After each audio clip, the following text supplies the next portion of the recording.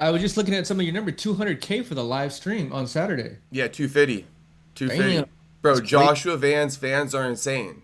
That's crazy work right there, bro. Yeah, I'm sure I it was a product of my work, but also Josh's fans are fucking combo, right? It was a yeah. combo. Perfect timing, work. You've been live streaming.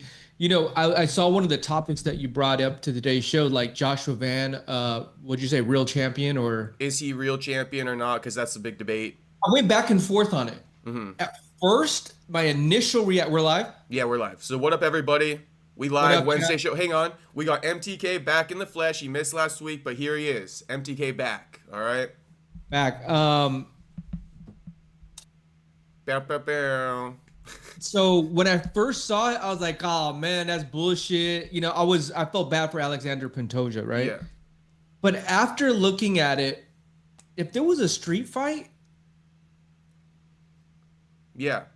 and he caught his leg. He did, he reacted to the head kick. He ate the head kick.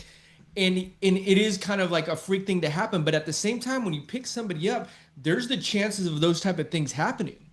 Yeah. Right. And it wasn't like a freak accident where Pantoja would just took a step and Van didn't touch him at all, and Pantoja's ankle just broke or something. It was, he threw the head kick. Van reacted, and that reaction caused a movement from Pantoja to brace on the floor, and that broke his elbow or his shoulder, whatever it is. Right. So I I mean, I think understand he's kind of official. He's certified. yeah, I mean it's a we don't train for those type of things like, oh, we're gonna, you make this move, it's gonna break his arm. Yeah. But the gravity and the momentum of him having the awareness to try to like make him fall back down, and he caught it in midair to try to catch his own weight. I mean, gravity's gonna do that. Yeah. So, I do certify Josh Van, and also to that topic, In the moment. when you were watching that fight, what was like your it was only 26 seconds, but what was your initial like, were you thinking Pantoja was having a lot of success? Because I'll be real, I didn't think that. I thought, ooh, he came out the gate swinging. But he wasn't really popping him like he was trying to. Does it make But sense I to would you? say, yeah, but I would say this: most fights, it's a slow 1, 2, 3, 4 minutes. A very slow start that they're trying to fill each other out. These boys There's are banging it out. right from the get go, which I love that Alexander Pantoja at least was willing to try to get in there and go in the fire, right? Right. So I mean, it's one of those things. I mean, we can speculate, but what happened happened. Yeah. So, and I love, like I said, at first, my initial reaction was like, that could be DQ. But after really thinking about it and watching it, I was like, no, he got it. It was a move. He did catch the leg. He did take that. He did eat that. And it's unfortunate. It's unfortunate for Pantoja. Yeah, I felt bad for him. I think you and I were even text like, oh man, you don't want to lose like that. Yeah. And I thought that, it's crazy in sports how things can just happen. Like Jose Aldo, bro, that was the thing that when he got knocked out before from Connor. Before that, bro, he was the fucking goat. Yeah. Never, When they're quick finishes, it's like unsettling. it's never the same.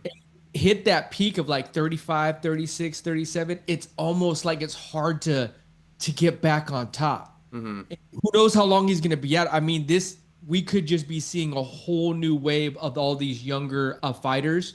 They're going to now step up in the next 6 to 12 months. Because I think if he fights Tatsura, I think Tatsura has a chance to beat him. I think he got a chance, but man, like Van, he got something to him. He does. He does. He got something to him. And because I asked you the question, being like, how did you see the fight playing out for that 26 seconds? This is what I'll say about that. My reaction to the 26 seconds. I was picking Pantoja before the fight. Me too. Right? During the stream, even with all the Myanmar fans in the chat, I was standing 10 toes down saying, I'm picking Pantoja, right? I'm picking him, but I respect Van. After that 26 seconds, I'm of a new belief now that I think Van wins the rematch. And that's not because of the Myanmar fans. It's because of what I saw in the 26 seconds. I feel like Pantoja gave him his best shots, and he wasn't able to do much with it. The first 26 seconds, he came out guns blazing. And, I mean, he didn't do much to Van. Van didn't even have a cut, a scratch, nothing. So, in the rematch, I think, on top of the injury, I'll say this. On top of the injury, I'll call that bad juju going into the next one, right? That's going to give him some bad juju. But with that 26 seconds, I also think Van got skills to hang in there with Pantoja now. Before I didn't. Well, here's what I think. In a year from now, Van is such a young fighter. Mm-hmm. A year from now, he's going to even develop even more, right? Yeah. Your confidence going to build more. I mean, there's just something to be said that like it's handing the reins, you know, to the younger generation. Mm-hmm. We see this a lot with older fighters. Like Anderson Silva is something that popped in my head too. That was another one, but at the time, at the time I thought, oh, that's a freak accident, but he let it. Mm-hmm. He did let, you know what I mean? Like, so that's a possibility of things that could happen. But after that, Anderson was never the same. He could never get back to that pinnacle, you know? And it's just something to be said about just sports in general. You know, these things happen. You can't control them. And maybe that's why when you see guys like GSP or Habib's retire at like, oh, they probably had a few years in them. Maybe it was the right move. Mm-hmm. Because anything could happen at any given time. Anything can happen. And the more older you get, the more chances you take. And then the chase to get back on top is so much harder. That ball you pushed up, it's almost like it's almost rolled all the way back down to the mountain. And it's so hard to like catch that again. And that's why we talk about these guys, Cerrone and all these guys that try to get back to that. But it's Father Time is undefeated. So I don't know. I like Pantoja's response to everything, though. I thought he went out like a G. He fucking didn't cry about it. He's like, bro, fuck, you know what I mean? Like, hey, my hats off to Van, and you know, let's see what happens in the next year. I don't know. I think it really shook up the whole division, though. That's for sure. It definitely did. And then speaking to what you're saying about the ushering in the new stars and stuff like that, I mean, first of all, I didn't see it at the time. But you love to say it, right? Bro, they set up my boy Brandon Moreno. They set my boy up. I mean, Mark Smith, I think, was on drugs too. That motherfucker. You thought it was too soon? I thought it was a little bit premature. I went back and watched that too. At first I thought, and I watched, bro, he was on him. He was on him. He choked him, and then he just was banging on him, bro. It was like, how much longer are you going to let him keep doing it? Yeah. And then before that, you could just tell when he took him down, it almost looked like at that time too, Moreno looks like he got almost knocked out. Like his facial expression was like he looked out. Oh, I saw you screenshotted that. That was terrible. Yeah. That was terrible. and then, but once he flattened him out, I was like, oh, and he was on his face, bro. I know, and that's a really tough position to get out of. When you got the back mounted like that, and you're flattening him out, and you're punching him face down, right? Really tough to build back up and get out of that. So, yeah, maybe Brandon would have gone out, but just because I had a little tie to Brandon, I was, like, not feeling that.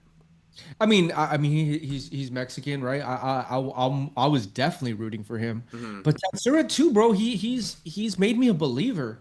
I think that loss to Brandon... you know what I thought about Brandon Moreno? Like, bro, why are you not fucking...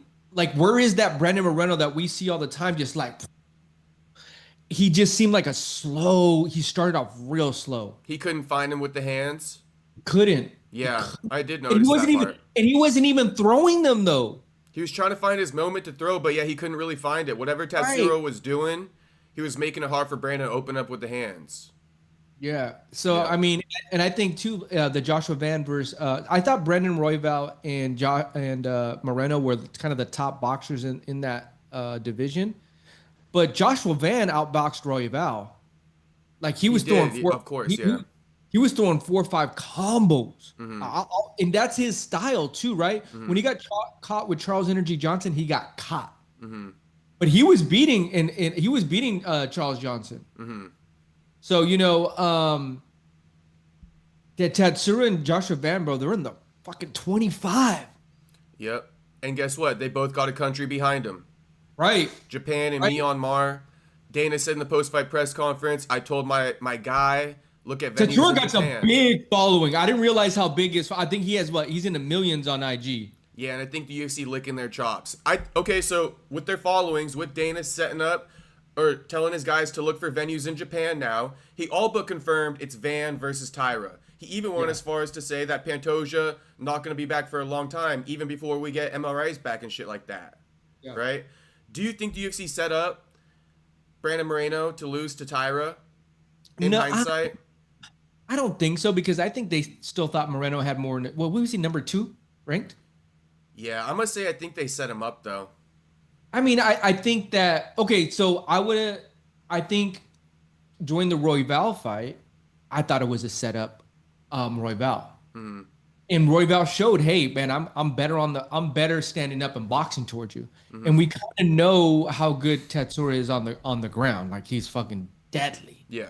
But I thought he's cleaned that up every single fight after the Royval loss. Like, he's still standing and banging in there. He's not just going straight to trying to take you down. Mm-hmm. He's finding those moments. So I think that, you know, my biggest thing was for him is like one of his coaches needs to put him in a 6-month boxing training camp. Like, Tyra. We don't, yeah. Mm. And I think if he keeps progressing that and maybe some kickboxing in there, the dude's fucking deadly, young, big, hungry, powerful. Yeah, got a lot of potential. Yeah, him and Joshua Van could be in that could be the future. Like, they've both grown on me. They both have like earned high stripes. Yeah, I think that card was a win all across the board for the UFC. I do think. Oh, the great card. Oh, the great card. And if we take away the word setup, I'll word it in a different way. I think the UFC wanted Tyra to win against Moreno. I think the UFC wanted Van to win against Pantoja. These are like win-win scenarios. Mm-hmm. If Moreno beats Tatsura, okay, we know that Tatsura is not ready yet. Mm-hmm. If Tatsura wins, it's off to the races. To the moon. Yeah. We already know how they could build them up. And I love too what Dana said on the press conference. You may have caught this because you and I talk a lot about UFC not promoting these events correctly. Right. Heard Brandon Schaub talk about how one of the fighters was promoting the event the day of. He goes, that's a sign ticket sales aren't there. Yeah. Reaching out to all their fighters, like, hey, just do a post for us. Wait, sorry, I missed that part. Say that again. So Brandon Schaub said he noticed fighters the day of the card were posting, hey, don't forget to grab tickets. Hey, you know. Oh. Yeah. That's a sign, hey, our ticket sales aren't up. Our pay-per-view numbers aren't up. Let's do one more fucking push. Yeah. But like you and I said, and I told this to Ray, I was like, that's like Patrick Mahomes getting a call from an NFL like, hey, we need you to promote this AFC Conference Championship game. Like, bro, what the fuck? Like, that's your job. That's your job. Yeah. That's CBS's job. That's Paramount's job. And now, and Dana said this, now with that marketing team behind them, it's going to be different. Mm-hmm. They're going to build these up on CBS the way we see these on their whole marketing team. Bro, it's going to be different. With Paramount. Entering the Paramount era. CBS, bro, on CBS? Mm-hmm. CBS has this shit down to a science. I hope they do fucking like face-to-faces and shit like that. Bro, they're going to watch. And he even said, wait to where the sport's going to be in 2 years. He said this too. So right now as a UFC fan, we're spending about $1,000 a year, right? Pay-per-views? Yeah, something like that. I mean, I'm spending zero, but shit, the ones who pay. But so now as a fan, you're spending like $120 for the year. Yeah. Imagine how many now more fans you're going to get just by doing that. Mm-hmm. Second, then promoting it correctly. Having not only the UFC's team of what they know is going to work to apply, and now CBS taking all those tools they're doing for NFL, college, fucking any sports, Olympics. They know exactly what they're doing, bro. Yeah, exactly. They do. So it's interesting to like that he said that because like, I can see that now. That I could see. And there's like I don't know the word to say, there's no barrier for entry anymore. Like, it's on Paramount, even the pay-per-views. So, I mean, what if people are drawing in 1 million buys on pay-per-view, that's got to be like 5 million on free television. Bro, you feel me? It's gonna be on CBS. Yeah. You know what I mean? Like, that is a game changer. And it's funny, too, because little by little, even the weigh-in shows are growing on me. Oh, the weigh-in shows are good, but they should do that. I don't know. They should do better stuff with the fighters, too, because the weigh-in show is great. The weigh-in show is great. It's quirky. It's quirky, but look at all the plans they do. Oh, let's do this segment. Let's do this segment. Let's do this game. Let's have this fighter on. Yeah, Laura Senko, like she is a dime right there. Like she's a little gem. Like like you just said, how you look for people, because she's just like so raw and funny and cute. You know what I mean? Like, Good and then like chemistry. yeah, and then when she like punched DC, I was like, you can't create that. She just Yeah. did it. Like, hey dog, I'm gonna get you, homie. Yeah. And So DC be trolling her too, and she takes it, right? She doesn't get too sensitive about it. hey, she's with it. She's with it. Yeah, so it's solid. Okay, Yeah. so I think we talked about not Peter Yan, but Joshua Van and the whole Pantoja thing. But I do want to add too, though, speaking on the new market and shit like that, Dana White coming out saying, Pantoja, he probably going to be out for a minute. With that being said, I think we are going to look to book Van, his first title defense, before Pantoja gets back. What do you think of that? Like, does that bother you at all that he's saying that quickly? Does Pantoja deserve to get a real look at his injury before we start saying that he's not going to get an immediate rematch? That'd be my first response, right? Yeah, that was my first response. Like, hey, let's see what the doctors say first. Maybe he comes back in 3 months. Let's maybe just slow it down. Yeah, let me be that serious. But I think he was so excited. There's like, ooh. He's licking his chops because Joshua Van and Myanmar. You know what what I've noticed is they're licking their chops with this Paramount deal to be like, it's almost like, just wait, Paramount. We're gonna set up all these fucking crazy fights for you. Yeah. People weren't too sold on the Justin Gaethje Patty, but the card's stacked. That's what they do. People aren't really too sold on the Diego Lopez versus Alexander Volkanovski. If they were to look at all the comments and be like, oh, I don't know, guys. I guess this is cool, but you know what I mean? Like, where's our big fights? They're licking their chops. Like, ooh, bro. Wait till you see some of these big fights we're gonna set up, So yeah, I can see him got a little excited right there. Yeah, even with the Diego Lopes, I know it doesn't make a lot of sense to people, but now looking at it with the power of hindsight over the last few weeks, I feel like same thing with this card this last weekend. Low key, I feel like the UFC is wanting Lopez to win. We'll see if he does, but I just think that's why they gave him to Volk. They're like, all right, I kind of want Lopez to win. Because even like with Patty and Gaethje, they want Patty to win clearly. It almost seems like they're trying to get rid of all the old heads. That's why I said Peyton Talbot, Cejudo. It's a setup. Peyton Talbot, Cejudo. Like all the old these heads. motherfuckers up, bro. Set them all up. Yeah. Set them all up. So I know a lot of fans are upset, but now I'm kind of on the narrative of like, hey, let them get rid of the old heads, and then you boys are going to get the matchups you've been wanting. But the UFC got to take care of this first. They got to get rid of some old heads. Then because look, right, not even that Merab's an old head. Not Merab, sorry, the flyweights. Moreno kind of an old head. He becoming an old head. Pantoja becoming an old head. So what did they do? They got rid of them with Van and Tyra, and now they're going to give us Van versus Tyra. So once these old heads kind of phase out, I think we are going to get the matchups we want to see. However, Arman Tsarukyan, he just in the fucking doghouse. And I don't know when the fuck he getting out of that thing.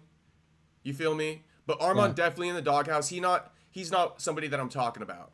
Because he's not getting an opportunity anytime soon. But here's the thing, too, about the division was that they didn't know who else to give Pantoja.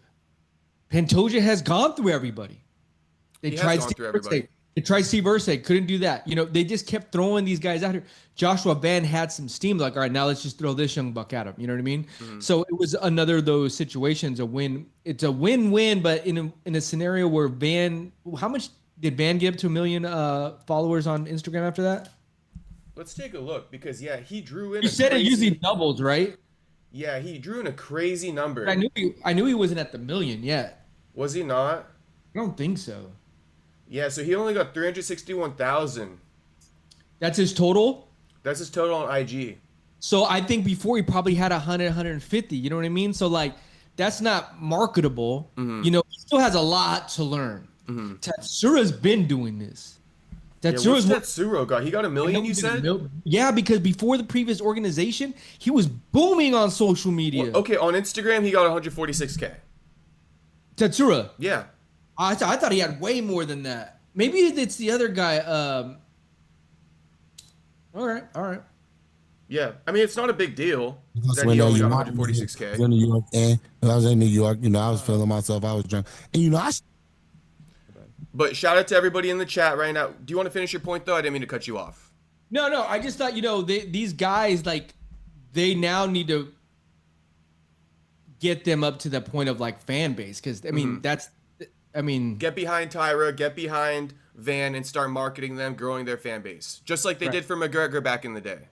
Right. So I mean, they have like a raw diamond almost. You know what I mean? Because they have all the potential and everything with the countries behind them. So just give them that push now. Yeah. Keep them more active, so to speak, because that's what helps you grow, right? 3 fights in a few months helps you grow a lot. Yeah. Yeah. Main event: Merab Dvalishvili, Petr Yan. You know, I went back and watched that too. I had it 3-2 Petra. And I think I still kind of stand on that. I think those first couple of rounds, someone, you know, Ray and I talking about it. Merab has a lot of volume, but they're like slaps. You know what I mean? Yeah. It's like when your little brother just like keeps coming at you, like, all right, bro, all right, and then you hit him. You're like, all right, bro, shut the fuck up. You know what I mean? Like Yan hit him. And he was jabbing his face off too. Oh, I was looking at those jabs. He was jabbing the fuck out of his face. He was. And those leg kicks, the body leg kicks. I mean, if we looked at damage, he threw the most. His strikes had the most damage, and you could tell at the end of the round. And his takedown defense was great.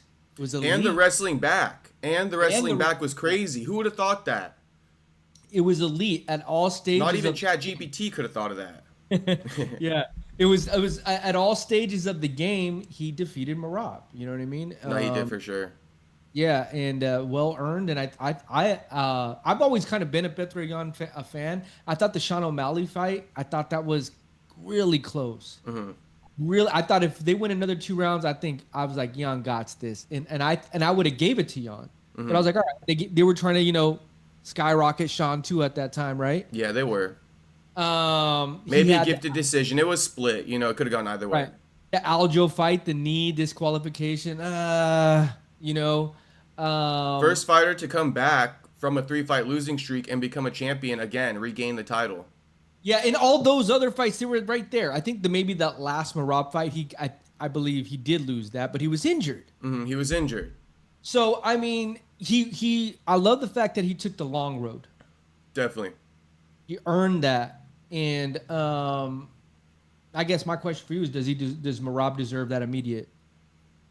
Yeah, you got to. You got to. You got to respect that man. Because the activity for Merab probably ended up contributing to the loss, right? You got to add something into that. You got to add something. It has to have some type of a percentage of a reason why, because it takes a lot out of you 4 times a year. Definitely. And the way that dude cuts fucking weight, I'll just lay it out for you real quick. He stops eating food on Sunday. Okay. Drinks water only the Sunday before the fight. Then Tuesday evening, he cuts out the water. Okay. All the way till he makes weight on Friday. Fully dehydrates and starves himself from Tuesday to Friday. There's no food or water. What do you think he walks around at? 160? Yeah, maybe like 160, 165. Probably teeters between 60s to 70. But never probably goes above 70. He probably like 60 to 68 throughout the day. Right.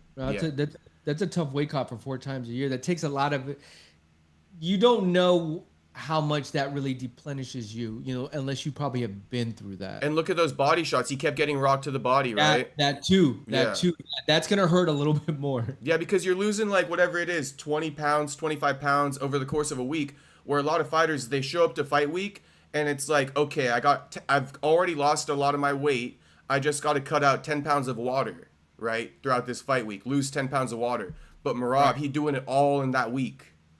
Yeah. So it's a lot for him. I think it's been able to work, right? But when you do it 4 times inside a calendar year, I think it's going to catch up to you. Especially with a guy like Petr Yan, he's a dangerous dude, as we saw, right?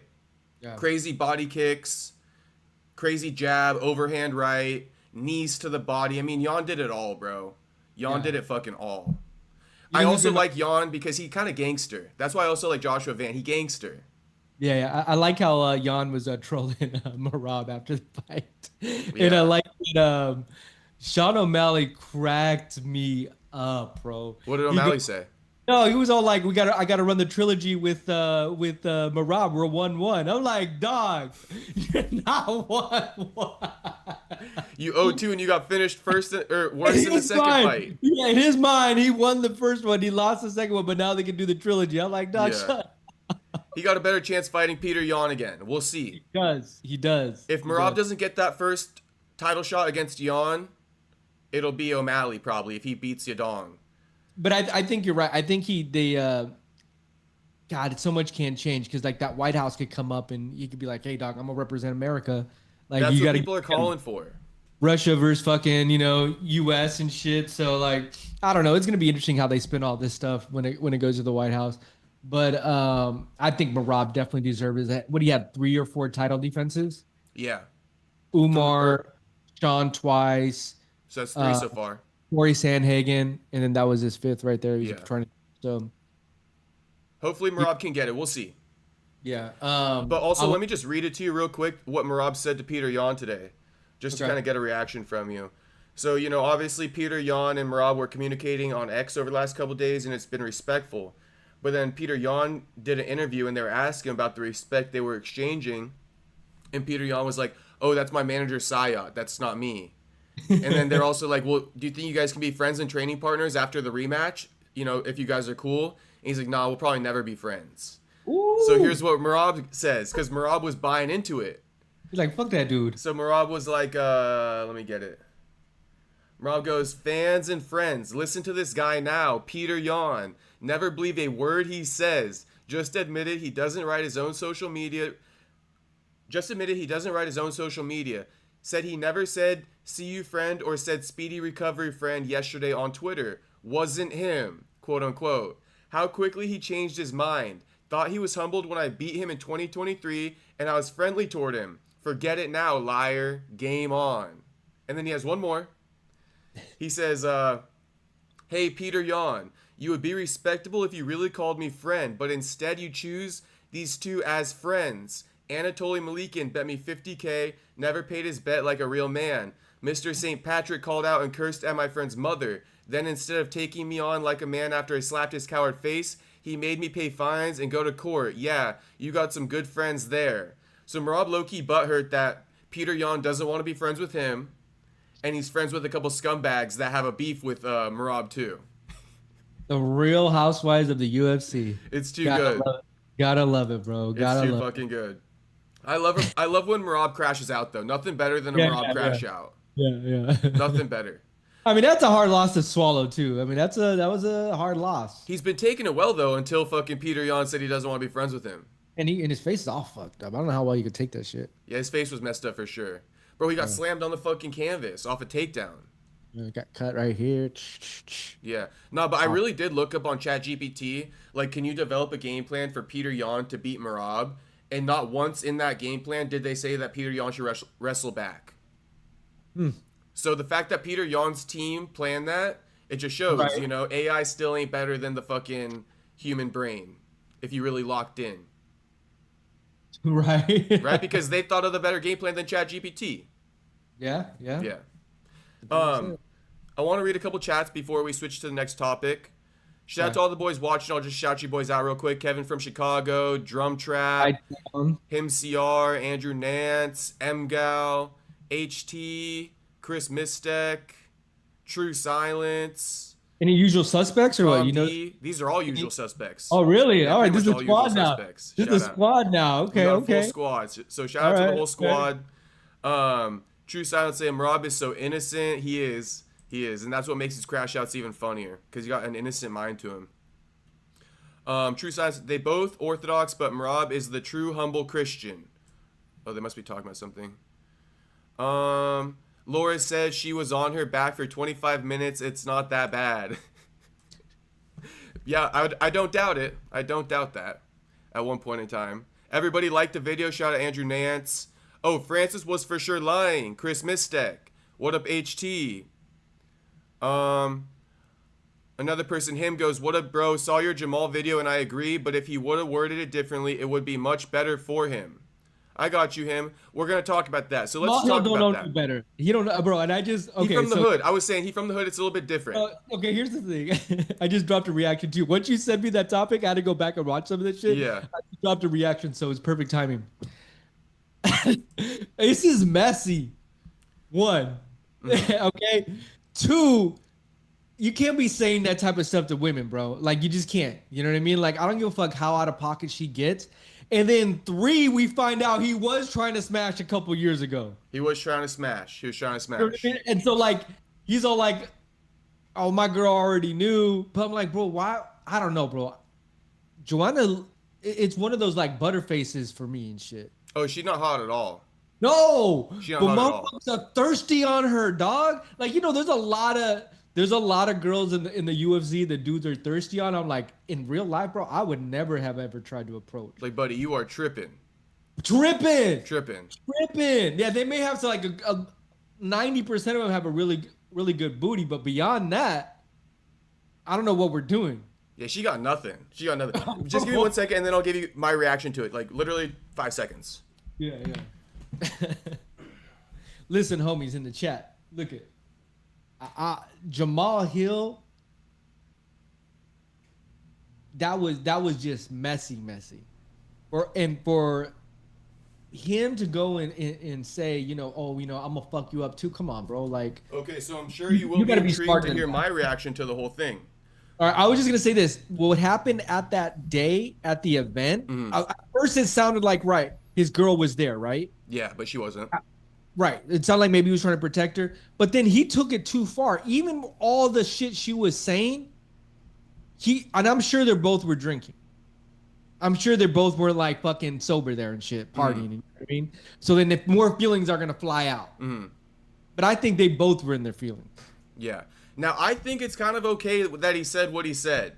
And I kind of had to preface myself, or like I had to give a lot of fucking like parallels to the situation, because a lot of people are going to take that and think that, like, you know, I would be okay with that with the girl that I love or something like that, right? So I did also say, like, look, with my girlfriend, if she were to fucking hit me in the face, right, I'm probably taking that shit, right? Yeah. I definitely am taking that shit. I would never hit a woman, especially a woman that I love, right? But, or like, let's say my mom fucking chinned me, right? Because one of the boys said that in the chat yesterday. If my mom chinned me, I ain't doing shit about it. I'm fucking taking it. Too. Yeah, I'm taking it. Even verbally, if my mom or a woman says something that but a woman that I love, I'm trying to clarify, a woman that I love or care about, if they do something like that to me, I'm probably taking it. I'm not going there. But Joanna, some random ass chick, okay, she's telling Jamahal, she's starting it, right? She's saying, I should bash your head in, and I should have gone and bashed your girl's head in too. And then all he did was match the energy. He said, well, if you touch my girl, I'm gonna knock you the fuck out. And while yes, it may be distasteful, Joanna took it there. And like I said yesterday too in the stream, if my mom were to tell me this whole story, right, I would have told my mom too, and I wouldn't be like, oh, mom, you're in the wrong, because again, this is the woman that I love, right? But this is what I'm gonna say. I would have been like, mom, you should never open up that can of worms, because you don't want anything to happen. You should be doing yourself a favor too, and not opening up that can of worms. Don't take it there, right? Yeah, he shouldn't say what he says to you or whatever the case, but why would you even open that up for him to go there? To chance it. And that's my thing with Joanna. Don't be taking advantage of, like, oh, guys can't do anything to me, so I'm going to act as out of pocket as I want. Because I find that super annoying. And a lot of women do that. They use it as an excuse. They operate under that umbrella, right? And then also when Joanna's trying to garner support from women who have been abused, right? But Joanna, you were talking spicy to Jamahal. Like, you started that shit. And so... To me, like, she was in her feelings, right? Something happened a few years ago that, like, either she wanted it, because I don't know, what was the end of that story? That he tried to hook up with her, and then her manager was telling his lady. Yeah, so let me give you the full thing, because I've had to listen to it like 3 times now, so almost, you know what's funny? 2 years ago. And they still, it's like if I ran into a chick, I'm like, I see you now, and we're all like dating new people and shit, like, hey, what's up? Yeah. I'm not bringing none of that shit up. No. I'm done. We're over it. Let's keep it pushing. But I think Joanna low-key wanted Jamahal. Something.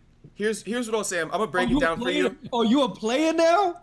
Something. Yeah, that's what she's saying to him. Right? Like that to me right there. Right when she said that, like, oh, Okay. You and your feelings. You're drinking. Yeah, and she's hanging on to him hitting on her for so long. Right. Like, bro, do you know how many guys hit on, like, a single dude hits on in a night? Like, newsflash.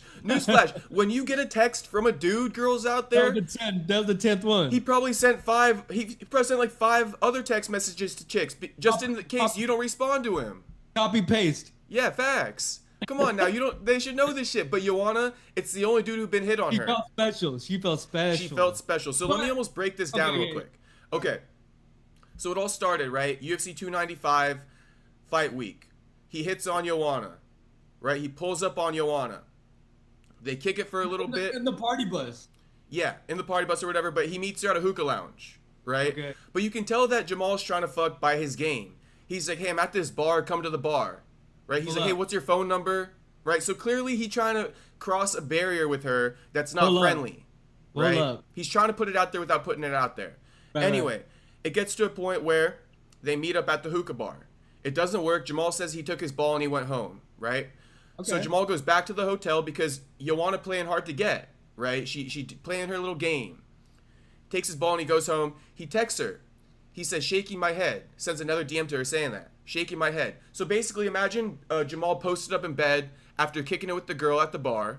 He posted up in bed. He like, I'm going to shoot one more shot, but I can't beg for it, right? She can't know it, but maybe if I say SMH, that's going to suggest I'm disappointed that things didn't play out the way we both know I wanted it to, right? Hoping that Joanna might throw out a life raft and be like, what are you doing right now? Right? We know the game, okay? Right. So that's what Jamal was hoping for. Joanna, she takes the power and she goes, sleep well, Jamal. Ooh. You know we don't want to hear that shit. We don't. So what happens with Jamal? He realizes, okay, game over. No life raft. Not happening. I tried everything. I pulled up on her. I DM'd her when I got home. Like, what else can I do? Right? She texts him the next day. Now, there's no timestamps to prove it, but in the video, she's like saying, I can't see you, or you can't see me, but I can see you, and this weird shit. Okay. And then he responds the next day. So it was like the 11th and then the 12th he responds, but there's no timestamps. It's of my belief she drunk texted him that next night. That's why because if she would have double texted him in the morning, it probably would have been the same date's response, right? But she probably hit him at night and then he didn't see it till the morning, which is why I responded the day before. So it's like you want to hit him up again after he ghosted her for her saying sleep well, Jamal, right? She hit him up again that next night when she was drunk. Why? We know why. Because she was horny. She realized she fumbled the bag last night, and Jamal ain't going to reach out anymore.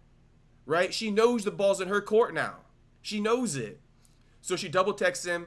He says, what? And then she never even responds back to that. But then a couple months later, it's like, all the best, champ. Then a couple months later again, it's like, happy birthday, champ. All from Joanna. Like in the comments? What? In like the comments of a DMs. post? Oh, in DMs. So he might have. Jamal spilled the DMs. He spilled all the DMs. I'm telling you all the DMs right now. So yeah, and what was I gonna say? Like he posted something on his birthday, right? He posted the Housewives of the UFC, man. It's too good. It's too good. This is why we love the UFC. You can't get this anywhere else. All right.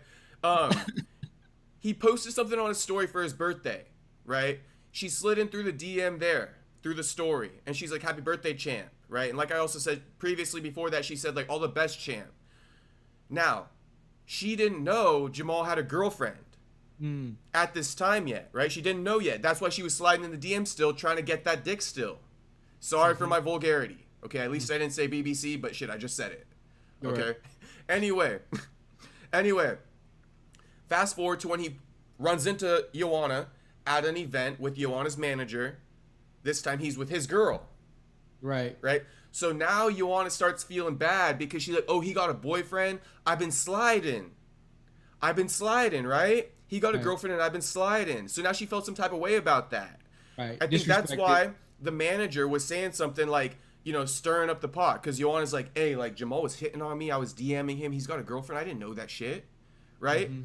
So basically it gets brought up to where like Jamal's girlfriend says to Joanna, look, you don't need to be dry snitching on Jamal or sending me subliminal messages. He told me, right? And so that whole thing played out. Jamal claims he was on the dance floor. And when he came back from the dance floor, they had that conversation already, and Joanna had left with her manager. So Jamahal didn't really have time to react to it because he was on the dance floor. He just heard about it through his girl when he came back. Right? Now, fast forward to them meeting at UFC 323. That's kind of where it all came. Now, Jamahal goes up to her acting like nothing happened. If it was me, that's the one thing I'll critique Jamahal on, is if it was me, I would have been like, oh, she tried dry snitching on me to my girl. Fuck her. I'm not going to say hi to her. My girl told me what she tried doing. Right? But Jamahal goes up to her. He's like, hey, how you doing, champ? And then that's when she's like, oh, you're a player. Because she didn't get that opportunity because he was on the dance floor. Right? So that's the whole thing. This was her first opportunity to kind of get at him because he made her look stupid. That's how she feels. Yeah, I get that. Right. But sorry, Joanna, you don't get the game. It's a cutthroat game out there. It's a heartless game. And then like hey, I'm from Poland. I'm like, and? Yeah, the hell does that mean? He from the fucking hood. He from the hood. And over there it's different in the hood. You feel me? But initially I was like, Jamahal, because I had thought his girl was there and shit like that. And initially I was like, Jamahal should have just like tried to de-escate it and removed his girl from the situation. Too. His girl's better looking than Joanna. I don't know what he's thinking. She's hella fine. That's the same girl that was at Jamahal Hill when he lost to Yuri, right? Mm-hmm. And they have that like meme of Jamal Hill's girl like looking at Yuri like, oh, hey, she's fine. Yeah, so Jamahal, I mean, if you're going to be hitting on chicks, maybe get some like better looking chicks. But you got a baddie with you at home. We know too, like, sometimes men just don't care. Yeah, true. What's in front of me? True. And he's probably going to be just bragging that he hit the former champ. How do you think his girl feels about all this? Because she acting like it's cool. Yeah. No, you got to be a little salty. I almost feel like she playing the long game. She acting like she cool with it now, but she might be plotting against Jamahal for making her look stupid too. Girls never forget, bro. They're like elephants. That memory is long. It's a setup. And think about all her friends who are going to be in her ear too now. Oh, bro. Because Jamahal posted the DMs now. Jamahal posted it. They saw his game with Joanna. Jamal's messy, bro. This is what I'm saying, dog. If I was him, I would have been like, not saying nothing. I'm sorry. That's it. That's all I would have said. My bad. That's it. He wants the views. Yeah, he told the whole fucking story with the DMs. He wants that clout. He wants the rampage views. Yeah, and so he just kind of revealed too that him and his girl, they were moving over the weekend, so they moved into a new house. I don't know if they're married or whatnot, but Jamahal, you better be careful, homie, because she's gonna be plotting to get that house, bro. He made her look dumb. You know what? But he can't play it off because he did say, hey, "I'll fuck you up, you touch my girl." So, you know what I mean? Yeah. Hey, baby, I had your back. It's like, hey, I might have wanted to. He's like, I might have wanted to smash. But she ain't shit to me. And you already knew about it. You already knew about all that. That's old news. We already covered those tracks. Yeah. I was there for you. You weren't even there, and I was there for you. Because she ain't shit to me. She ain't shit to me. But that goes longer. It'd be different if he was like caught up, like, saying some other shit. Like being shady towards her. Well, not only that, it means more when that person's not there and you're defending them. I'm a big person like that. Hey, if I hear you talking shit about somebody, I'm going to defend them if they're not there. If they're there, they can defend themselves. You know what I mean? I mean, it's different if you're dating with somebody and shit. But if someone's not there and I see someone talk shit, now fuck that, bro. Like, don't be saying shit when that person's not even here. Wait till they pull up then. Keep that same energy. Yeah. I mean, it's not, she definitely could because she's a former champ. She's going to kill Jamal's girl. But at least Jamahal defended her. I think that's at least some brownie points there. Yeah. Because it shows that it was just sex. He was just interested in sex, but he really cares about his girl. That's who he defended. If he really did tell her like a few years ago and she already knew about it and shit, you know what I mean? Like it's almost like water under the bridge. Yeah, for sure. Francis Ngannou. I saw that video actually. Go ahead. The Dana White stuff. So he doesn't want to fucking acknowledge it. He doesn't want to speak on it. Ariel asked him like 5 times and gave him every opportunity just to say that didn't happen. And he refused to say it didn't happen. Now, here's the one thing I did take away from that. Yeah. He said Dana doesn't have tapes and the cameras in his room, in his office. Pull the tapes. I'm gonna come agree on that. But why not say I didn't do it? It's very easy. That's true. That's he. You know, he kind of played like almost sly about it. Like, listen, like I don't like I'm too good to comment on this. Yeah, but you're on your hands and knees begging to come back to the UFC for fucking UFC White House. That's true too. Just like John Jones. That's true too. Look at these two dudes who fucked over the UFC and look at them on their hands and fucking knees begging to come back. God, messy again. Hey, we're like cleaning up aisle 8, aisle 9. Just all these fucking messes. Yeah. Clean up aisle 12. It's been a messy week. And today it got even messier.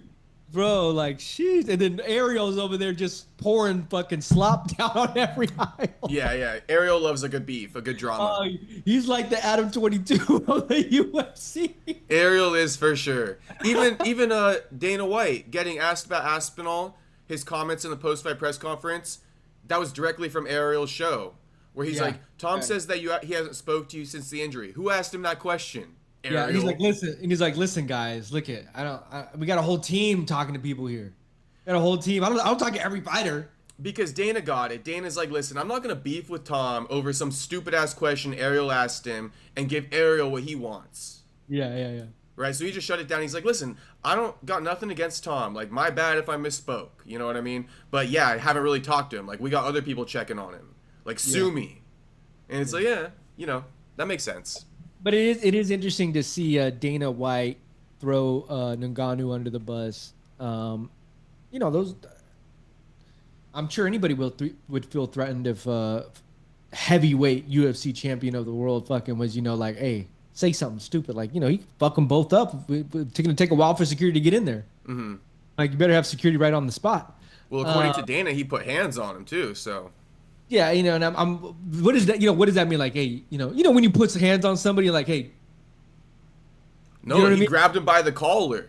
See, I mean, that's different. That's different, like, than hitting somebody. But you still can't do that too, right? Like, like you said, like, press charges and shit. You know what I mean? Like, they're you can go to jail and shit.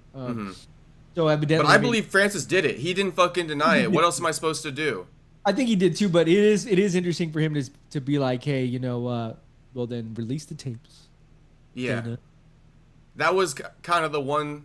TMZ right now. TMZ right now looking for those tapes, bro. They're like reaching out to the UFC PI. Oh, they imagine tomorrow we wake up TMZ fucking. Oh, we got the video. Mm-hmm. Just paid $100K. Just paid $100K. That was a very messy interview though with Ariel today. Also, Francis saying my contract with PFL will expire before UFC White House, hinting that he wants to get signed to the UFC for UFC White House. I doubt it, but I figure I'll bring it up to you. I mean, also, though, what do we think? Like, are we like, because there's two schools of thought. Did Francis Ngannou to fuck over the PFL, only fighting once with that big contract? Or is it like, fuck the PFL? They've done plenty of fighters wrong. This is karmic retribution. I think that the two things could be true at the same time. It's kind of both. Yeah, I think, though, that, like, you pick your poison, right? You make an investment. Not all investments pay out. Mm-hmm. Some investments just don't pay out. Those are the chances you take. You buy a building. Oh, you think this building's gonna fucking be the prime real estate, and then something happens in the market and it crashes, and you got to eat that loss. That's a loss. They took a bet. They got to eat that loss. You know what I mean? They really did. They had a vision. It just didn't come to fruition. And I think too, just on the White House thing, I think let's just say this. If we were to put, okay, let's just say 5 names right now, right? Mm-hmm. Tom Aspinall, Alex Pieta, mm-hmm. John Jones, Ngannou, 4 names. Out of two of those 4, who are you picking for the White House? Who's selling the most tickets out of those 4 names? John Jones and Pereira. So who's gonna take a back seat? Sound it out for me. Who do you want to take a back seat? No. I'm just saying. Tom Aspinall, you're not fighting on the White House card. You still got to run it back with Ciro gone. Mm-hmm. That ship's done sailed. Francis Ngannou, not even in the UFC. Mm-hmm. Maybe he did get signed. They're not going to push for that for the White House. John Jones and Donald Trump already have some type of relationship, right? Donald Trump wants John Jones on the card. Mm-hmm. He's an American fighter, right? He'll go out there and fucking scream America all day. Mm-hmm. So I mean, in my eyes, it's what's going to be the biggest banger is going to be the Alex Pieta John Jones fight. Yeah, and I guess we don't even necessarily need it to be like a title fight, so to speak. Honestly, well, because of the Paramount era.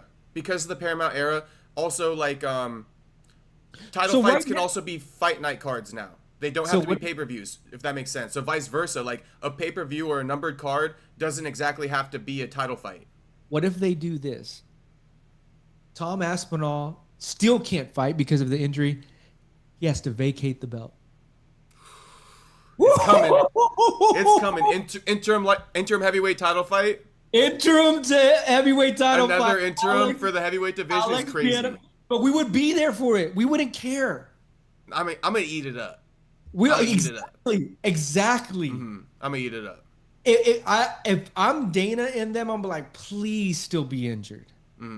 Please don't run it with Cyril Gane. I think it's gonna work out perfectly for John Jones. To be completely honest with you, he always does. Unless. Why does it always work out perfect for John Jones, that fucking scoundrel? Unless he does something again and fucks up. Unless he catches another case. Bro, dog, stop drinking, stop the drugs, bro. Just stay home, dog.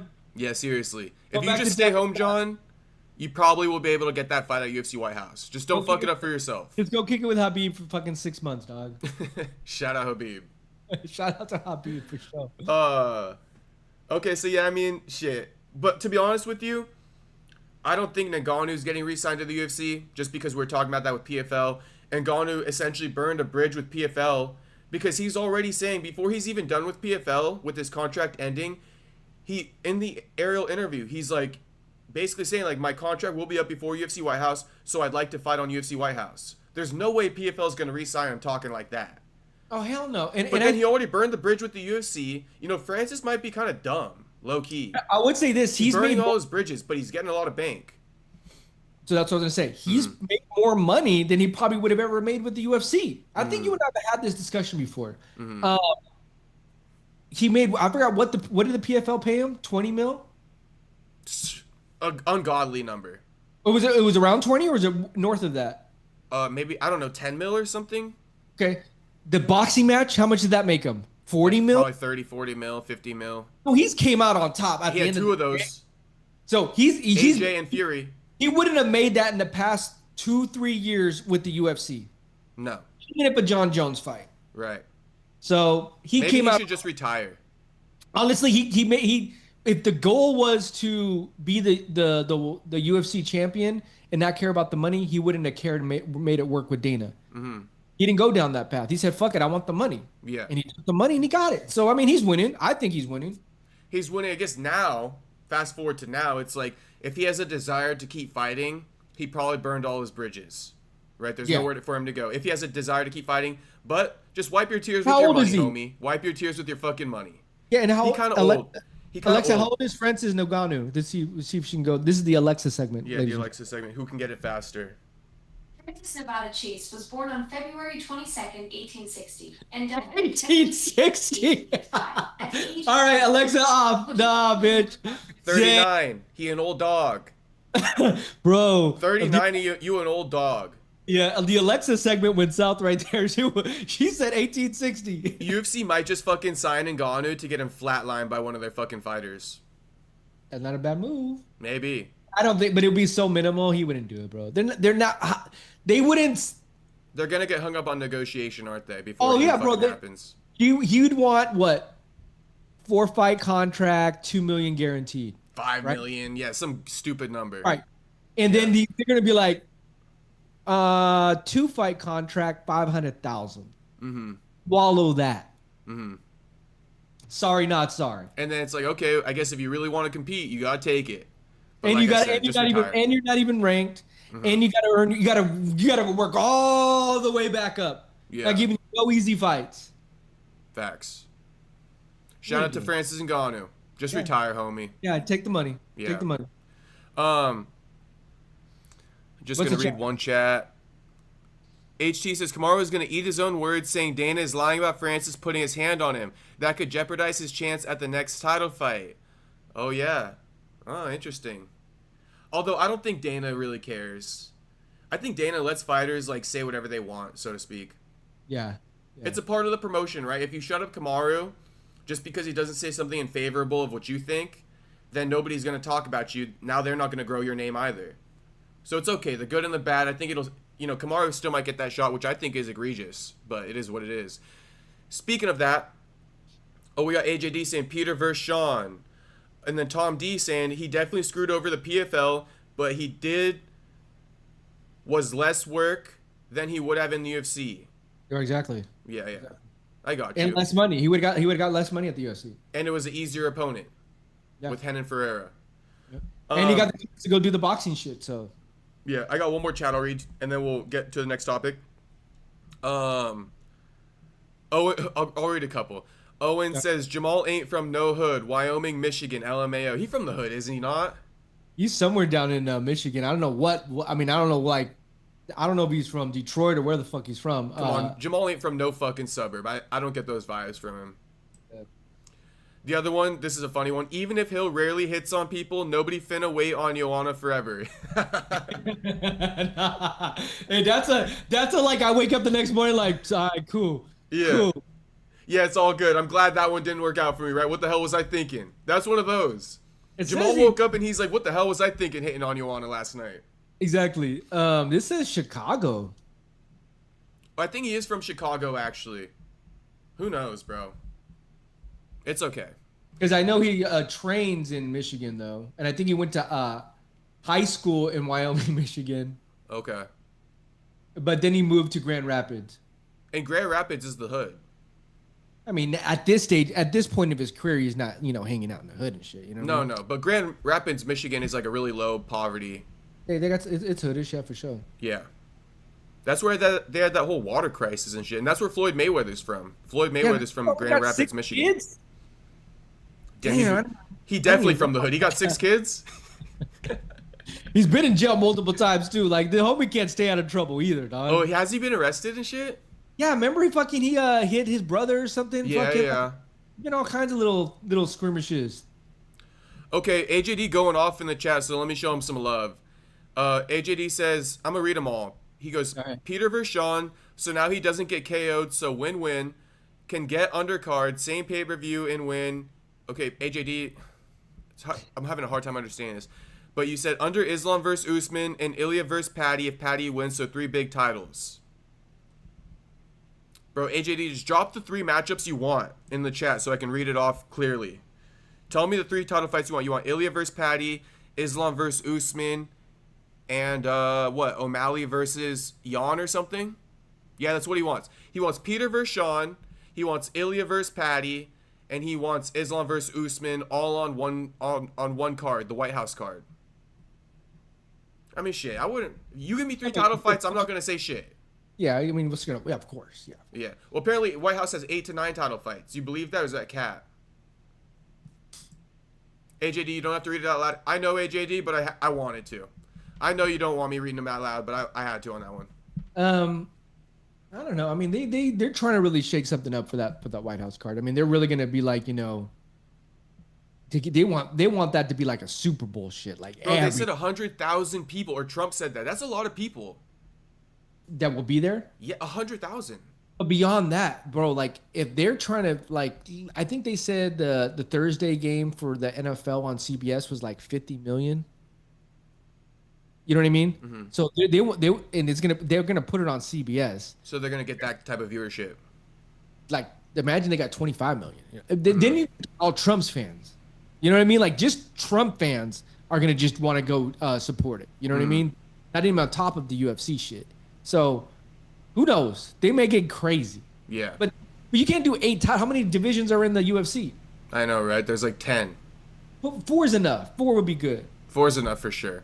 Yeah, let's not ice everybody for this one fucking special June card, because then what? It's gonna cause another problem for their returns, because they all fought on the same night. You have to space them out so they can headline different cards. You know what I'm saying? I think 4 would be a crazy good number. 4 would be good. 3 to 4. Yeah, imagine like Nunez, defeats Kayla, she becomes a new champion. They do the rematch. Yeah. Although, fucking, that's not a fight I'm looking forward to. Okay. Shavkat responds to Joaquin Buckley's call out and calls him Black Boy. Now, is it racist? I think honestly he don't know no better. It's not the worst thing in the world. Because I don't think calling a white boy is racist. So I'm not gonna say it's racist calling Joaquin Black Boy, but Joaquin clapped back. He said, "Nah, say what you really want to say, little bitch," which I love. Yeah. Turn it up a notch. Keep turning it up. Love that too. Their whole they had. I think did Shavkat respond after that or no? No, that was in the. How did that start? Okay, so here's the story. And I love this. Fucking so I had made the post, right, a few months ago when Joaquin called out Shavkat. This is like 2 months ago or a month ago. Joaquin, he was feeling himself yesterday. A little saucy. He grabbed my post that I made a month ago about him. He screenshot it and he reposted it on his own feed. And he fucking invited me to collab, right? So I'm like, oh, Love shit. it. Yeah. Love Joaquin it. fucking wants to repost this shit. Yeah, let's so go. I accepted the collab. Then I tagged Shavkat. So he just basically recalled him out again, right? Yeah. After the post that I made a month ago. But he was telling Shavkat, like, let me find it. He's telling Shavkat he's going to expose all his holes and shit like that, which is, I was like, oh my God, Buck. You're going to expose his holes? That's crazy work, but here's what Joaquin said, okay? Joaquin said, "Stop hiding in Uzbekistan with your hoe ass. You've never fought someone with my speed, never fought someone with my pressure, never fought someone with my power. You've been living off an image and I'm here to destroy it. You talk about being the next contender, so now I am the one standing in your way. Come do something about it. A fight with me exposes everything. Your holes, your hesitation, your limits. That's why your team won't say my name. Killcliff and Henry Hoof said himself, none of you boys should fight me. I'm telling you right now, Shavkat, Boko Madoff is coming for you. No contender talk, no excuses, just sign the contract. Nobody can cut a promo like Buck. Ding, ding, ding, ding, ding. Especially no American. Yeah. No one's saying that shit. No, it's a great call out, Alex. And Shavkat said, Black Boy, you get beat up. Yeah. And Joaquin said, say what you really want to say, little bitch. Yeah. I love it. Give it to him. I know it's great, just content juice. The fact that Shavkat responded back, like now you can start selling it, so those are the two guys. A tune-up for Shavkat and all this shit, so he should have no problem taking it. And it gets Joaquin back in the game. You know what I mean? Like, because all those other guys have fought. Mm-hmm. All the Shavkat and Joaquin's been going on 6 months. Very true. I like that you noticed that. I didn't notice that. But yeah, you're right. These two are ready to go. Morales ain't ready to go, right? Protez, they could be, right? But they just fought is the point. So yeah, it makes it more realistic, right, for these guys. Yeah. And I told the boys in the chat too, but I'll tell you as well. Joaquin told me he's ready to do an interview now. We just got to set up the date. Nice. So that's a nice little thing, because I've been wondering, when's he ready to do an interview? He's ready now. Because I reached out already in the past. He's like, I'm waiting for somebody to call me out, but shit, nobody says his name. So he's saying, like, I can't wait on another man. I'm going to call you guys out then. Yeah, he's going to have to, we need that old Buck, you know what I mean? When he was just doing all the call outs and shit, fucking showing up at press conferences. Yeah, here he is. Unannounced, yeah. But I think this is a better call out, Shavkat, than him calling out. Because a lot of people are saying, damn, you don't deserve that shit, blah, blah, blah. But it's like, okay, but you guys would also talk shit on him if he called out Gilbert Burns. Mm-hmm. You'd be like, oh, he fights his old guys, retired guys, right? So I don't know. The guy's fucked if he does, fucked if he doesn't. At least call it the big name. No, I think, he had not fucked if he does, but damned if you do, damned if you don't. Like, people are going to talk shit on you either way.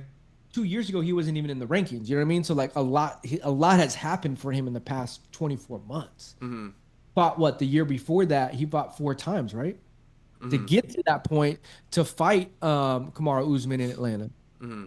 So, he was working his way up. And I think I'm kind of glad that he took a little, like, all right, get a breather. Because then you get your aura back a little bit. You know what I mean? You're refreshed coming back in. Yeah. You're like, all right, put me back in, dog. I'm ready. I'm cooking again. Right. Restored. So, yeah, you get revitalized. You got a new sense of energy and shit. You know what I mean? Got new creativity and all that shit. Exactly. Got new jokes to tell. Exactly. Yeah. I love it.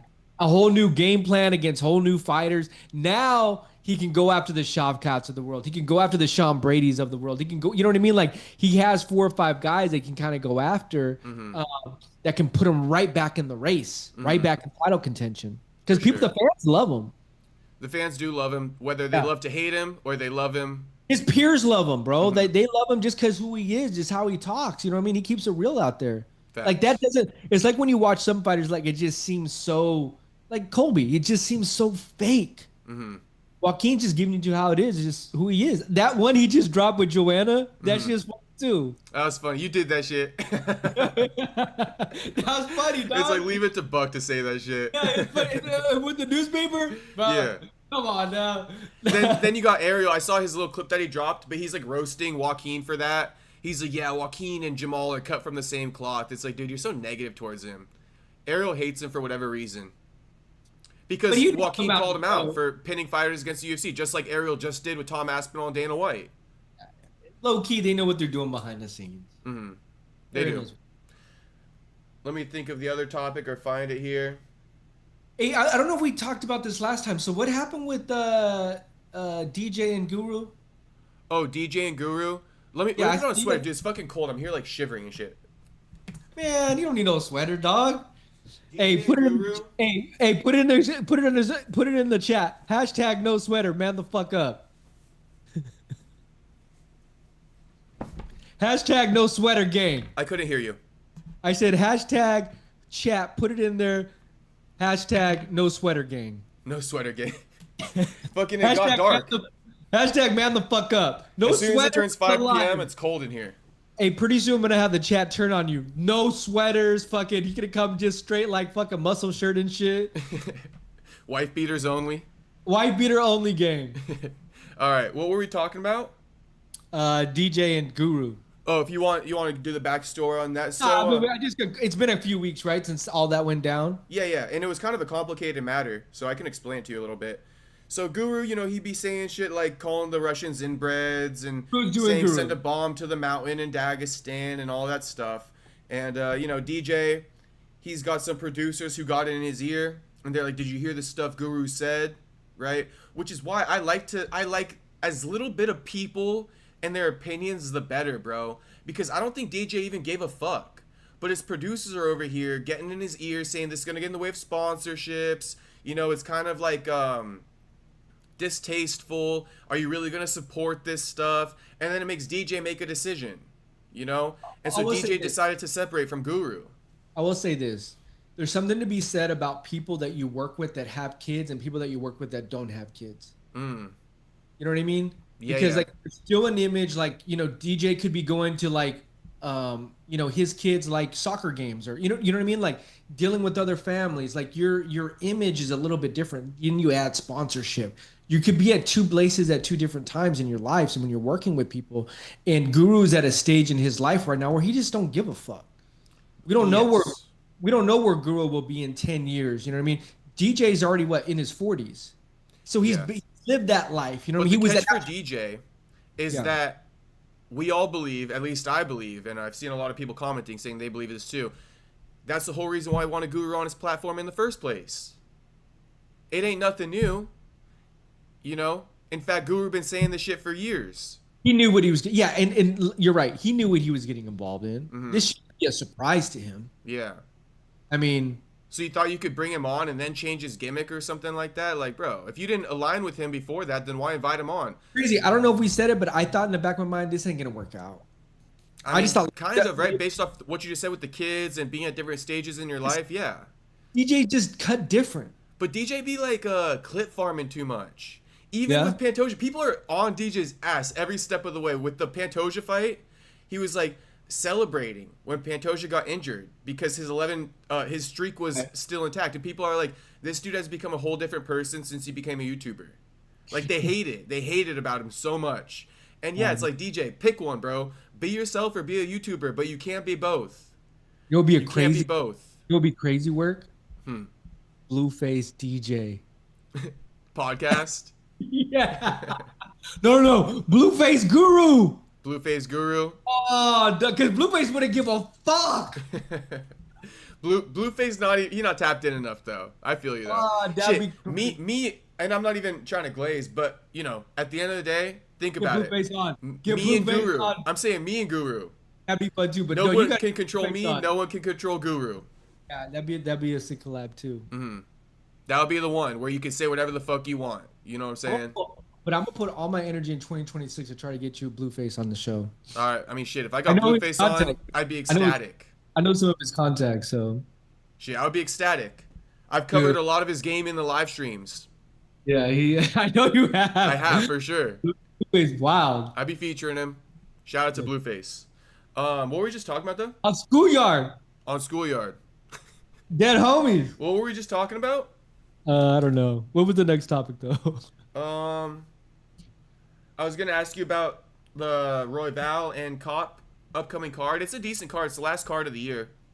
Yeah, I know it is there's some bangers on there. You know, I've been up and down with Cop. Up and down with Manel Cop.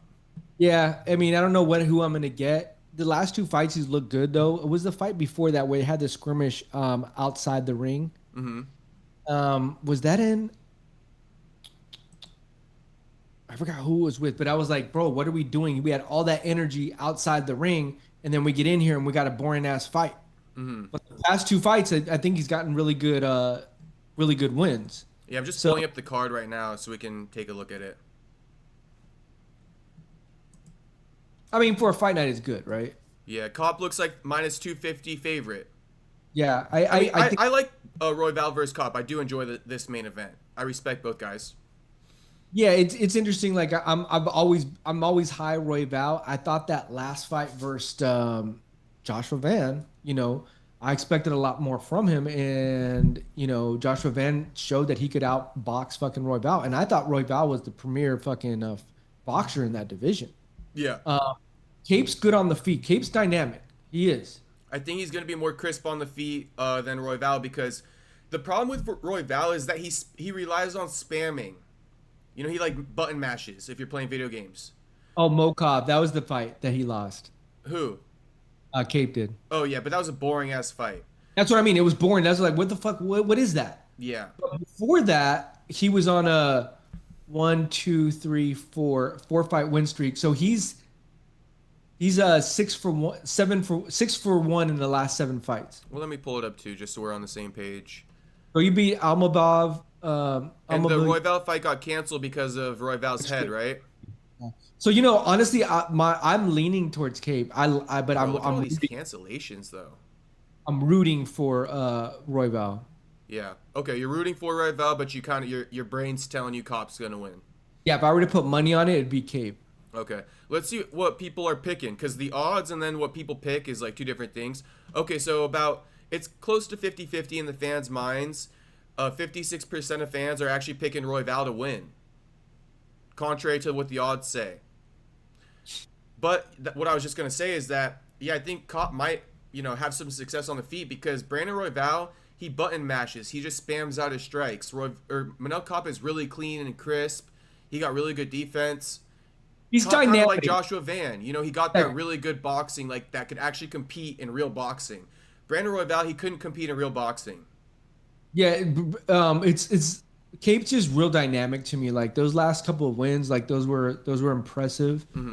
And finishes as well. So like I don't know, I'm leaning Cape. Like I said, my heart wants Royval though. Okay. And then we got Kevin Vallejos in the co-main. This is the homie who beat I think Rob Font recently. He got called up. He got a big opportunity against Rob Font and he beat him. No. Let me just make sure. No, that was something different. He beat last. Oh, never mind. Yeah, Danny Silva. Never mind. Yeah, this is gonna be a big step in competition. This is what he's been calling for, though. He's been trying to. I mean, he's been all over social media just trying to get someone in the 15. So I think Chikaze's fought a lot of great fighters. I think he's lost the last one. Oh yeah, he lost to Anama and he lost to Allen. So I mean, those are two really good fighters, right? So he over the hill. Another one. Look, the new gen facing up against the old gen. I think I think this might be a setup for Kevin Vallejos though. To get beat. Yeah, I think that Kevin's relied a lot on his power, and he really hasn't fought anybody. And Giga is a very good striker now, so I don't know how much Kevin can And none gain of on the that, feet with Giga. he's a veteran. He's seasoned. You know, he's a, you know, yeah, we can call him like an ultimate gatekeeper in this. I think this is way too fast for Kevin Vlahos. Yeah, let me put it like this too, though. Giga, his striking is of the world class category, striking at least. I've never heard of anybody say Kevin Vlahos is like world class striker. And who he's gone in with is he's fought some of the best. Brendan Allen, all kinds of not Brendan Allen, sorry, but you know who I'm talking. Arnold Allen. Arnold Allen, yeah. So he's battle tested. He's a veteran. I was gonna give a shout out, man. I really love Maquelza Costa? Fucking love. Like that dude, like I think this is a great fight though versus Morgan, because Morgan's a fucking dog too. He is. Coming off a loss though, right? Costa's looking impressive. No, Costa's a beast too. I like him a lot. Oh, every time he's having 1, 2, 3, 4 fight win streak. Really, Costa Costa 4-fight win streak. Yeah. So Julian, Christian Rodriguez, Feely, Shiloh, Nerdebecki. Okay, so good wins. Yeah, no, that's what I mean. This is a good fight. The matchmakers did a great job because Morgan too, he's a dog, but I think that there's something about Costa, bro. He has something in him. He has really this it factor. If he gets this one, I'm gonna be excited to see who he gets next. So I'm excited for that fight. Okay, got you. Also, Marcus Buchecha. You're saying something about Neil Magny, or who are you talking about? He's fighting. Neil Magny not in here. Oh yeah, he is. He is. Yaroslav, that's right. We got the new signee, Yaroslav Amosov, former Oh, bro, don't let me say it. champion. Don't let me say it, dog. I want you to say it. I'm waiting for you to say it. It's a motherfucking setup. How dirty is Neil Magny gonna do, homie? How dirty are you gonna do? Dude, it's just what he does. UFC doing this one to prove a point again that listen, your best guys couldn't even beat our fucking gatekeeper. Bro, like, dude, they don't even have a profile pic for him on the fucking thing. Nah, but honestly, Amosov. It's a shadow realm. He's in the shadow realm on the fucking profile pic. Oh, on the UFC.com, they don't got him uploaded yet. Yeah. At least he uploaded on Tapology. Oh, bro. But he lost his title in Bellator from getting finished by a guy who was never even really signed to the UFC. Oh no. But he tried to get signed, you feel me? But they just never wanted to sign him. Like Jason Jackson. If you know Jason Jackson, you know, but if not, I'll tell you right now, Jason Jackson could have never beat Neil Magny probably. And look at Neil Magny just beat Jake Matthews. He's a dog. Jake Matthews was on the rise. Hold on. No, not today. He beat Dos Santos. He lost to Carlos Prates. That's why he's a gatekeeper. He lost to Morales. That's why he's a gatekeeper. Neil Magny. I mean, it's not happening. It's not happening. What are the odds? I mean, the disrespect on Neil Magny. Can you guess what the odds are? Don't try to look. Just if you can guess. I mean, I would have him at minus 250 for Neil Magny. Right. They got Amoslav minus 335. How disrespectful. Bet the house. Bet the house. Bet the house. This is setup, MTK says. The classic line. This is setup. It's a setup, dog. This is a motherfucking setup. I'm looking to see what people are picking right now. Neil Magny ain't a joke, bro. Like he's the guy that if you gonna get in the top 15, fight Neil Magny. Bro, people are never gonna learn their lesson though. Maybe they would if they listened to us, but Almostov right now, because how I said people sometimes pick differently than what the odds makers make it. Nah, it's the same thing. People picking 67% of people picking Almostov to get the win against Neil Magny. And I don't trust anybody from another organization. I mean, because how many times have we seen it? Yeah, no, it's just no. And I don't think that the UFC, hear me out on this one a little bit. I don't think that the UFC, because I'm gonna give you 2 points. I don't think that the UFC likes it when they sign a guy and he necessarily beats one of their guys, right? Because it makes the UFC look like kind of bad in that sense. It makes sense to you? Oh yeah. Okay, but here's the other point. I think that, you know what Dana says? He gets asked at the post-fight press conference is like, what do you think of this matchup? Should we make this fight? And Dana's like, I don't know. I got to wait till Tuesday. Yeah. I've had an epiphany that I think Dana says that because his matchmakers are extremely educated and smart, and they know how to make the matchups to get the results they want.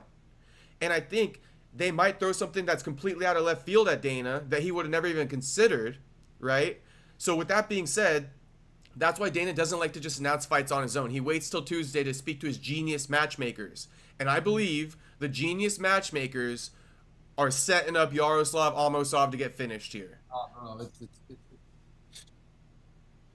there's too many things here. Just the fact that it's Neil Magny. Like, let me ask you this: does Mike Malott beat this guy? I'm gonna say yes. Yeah, potentially. 100%. Yeah. Jake Matthews beat this guy. I'm gonna say 100% yes. Okay. These guys are dogs. Mike Malott and Jake Matthews are dogs, bro. Don't get it twisted. Yeah. Those dudes will fuck you up, and you're not from the UFC. Come on, bro. Let them know. But Neil Magny, he showed both of those guys in the third round. Nah, bro, you gotta fight 3 rounds though. Yeah. You gotta fight 3 rounds though. It ain't that easy. No. You know who I would love to see Neil Magny fight? Who? The homie Joe Alvarez. Oh, yeah, we could run that. That right there, because I know Joe Alvarez is ready for that. Well, then let's advocate for that after Neil Magny potentially gets the win this weekend. I don't want to jinx the man, but I will be rooting for him quietly. I can't wait for Joe Alvarez to get in that top 15 because he is deadly too. All right, we will advocate for that. Nice. He is nice. Let's take a look at Mr. Joel. But by the way, I saw your girl. We just got to give credit to one baddie out there. Luana Santos fighting Melissa Croden. So shout out to your baddie. She's going to be shaking it on Saturday night. Also, I find Jillian Robertson kind of like sexy. She got that emo look to her. I fuck with Jillian Robertson. Shout out to all the boys in the chat. What you boys think of Jillian Robertson? No. I can't fuck with her. No. I'm a hard pass for me. She got that red hair. She a little emo. I think the boys know what I'm saying. What you boys think? That's a hard pass for me. That's a hard pass? Yeah, that face. What did I just ask you, though? I just asked you something. That's a butterface. Oh, no, I just brought up Luana Santos. Yeah, that's a butterface. So we got Luana Santos coming up. Now, Luana's... I was going to look something up. Was I not? You were talking about Joe Alvarez. Joel Alvarez. Let me look at his resume. I just want to see where he's at. I think he's like, again, 16-1 or something. I just want to see like the streak he's on and shit. Because I know he moved up weight classes, right? And he only got 1 win at 170 so far. No, I don't mean he hasn't even fought at 170 yet. He did. He fought Vicente. Oh, when he beat his ass. So perfect progression is a Neil Magny. One gatekeeper to the next. Yeah, because see, like, this is a perfect example. The Michael Moraleses of the world, the Ian Garys of the world, the Carlos Paredes of the world. What happened? Neil Magny, done. That's who Joe Brown. Bro, he's 6'3". He a big dude. He got great striking. Dude, bro, like he's like has that Carlos Paredes like effect on him. He will fuck you up. Yeah. And I forgot who he got knocked out by, but he did get knocked out. He got finished by Armand. That's what I saw. So I mean, I think that's a good guy to lose to. Armand of all people, yeah, the #1 contender at lightweight. By the way, what do you think about that? Like Dana saying Armand's not going to get. Just want to get your because sometimes we have different opinions on that. Do you think he was salty still, bro? He still got a ton of salt on that steak. Do you get where Dana's coming from, or like what's your genuine reaction when you hear it? No, let it go. Come on. Yeah, I mean now you keep. How long? It's been going on a year, and I get what he said too. I get what he said. He basically said, "Look, there's a lot put into this. Last second, you come up and then come on, bro." And you know why we talked about this in the past. You got to be a better professional. And I agree with all of that, But I think that. I mean, he laid it all out though. He basically said, "Hey, you fucked up. You fucked us over. You got to get back in our good rankings. You got to earn. You still got to earn it." Imagine if somebody did that to you. Got to be irritated. I'd be pissed off. You know what? But because it's funny. their dad's rich. Because their dad's rich. You know what's funny? You ever have those moments? Like Dana White's not a coach, right? But there are coaches in. I like to use the NFL a lot, or you can just say the NBA. Like I'll use who is the coach for Michael Jordan? Legendary coach, Phil Jackson. Phil Jackson. He knew how to motivate Michael Jordan. He knew how to get under his skin. Dana's doing that? I don't think he is, but if I'm Armin, I use that as ammo. Is that right? Who's next? Is that right? Who the fuck is next? Like that competitive juice comes up in you. I like that. Right. You know what I mean? Because sometimes you need that fire. You need someone to piss you off. Be like, is that a fucking fact? Good to know. Who the fuck is next? I'm ready. Because if you could use it as fire to. Yeah. No, if Armand were to do that and come out like you just did, I would be all for it. But I don't think Dana thinks like that. I don't think Dana thinks like that. He's not really like trying to put fire. He doesn't care if you motivate you. But he did kind of put that fire. Like, I think that's enough fire that he put out for Armand to say that. Like, I agree with that. Bet. You want me to keep fighting? Bet. Give me the next one. Because they're all fucked. They're all fucked. You want to keep doing this? Fine. You're going to keep getting guys hurt because I'm a world champion. I'm of that caliber. I'm like that. So give me the next scrub you want me to fucking finish. Because they all getting finished. And see, that's what I like. Now, that's why I liked when Shavkat had said, I don't care who it is. I'm going to run through all of them anyway. It don't even matter. I love that response. It's all easy money, right? That's what you got to sell. All easy money, yeah. I was going to say just real quick, because the lightweight division, funny enough, is becoming my new favorite. It's resurging. We got Max Holloway up in there now. I'm talking about you know me. I like the 15 to 20 guys. So I think we've talked about this before. Ziam. Perez. I'm high on Perez, bro. I've been high on him. Yeah, I've been high on Perez. And I know he's been on that 15-20 ranking, you know, I mean, he just got into it. But what I like about him, bro, is two things. He'll go to the ground. He will fuck you up on the ground. Do you remember what he did to Mike Davis? Yes. And then in his stand-up, so it's like pick your poison with him. And he's young, he's athletic, he's tall, he's big. Like, I love that about him. The other guy that fought on the card that's a lightweight that I really was high on too, and I really had called that out too, is, God, why am I never forget his name now? I wrote it down too. While you're finding it, Juice says, I think he might have been talking about Jillian Robertson. He goes, face card don't matter when cakes go crazy.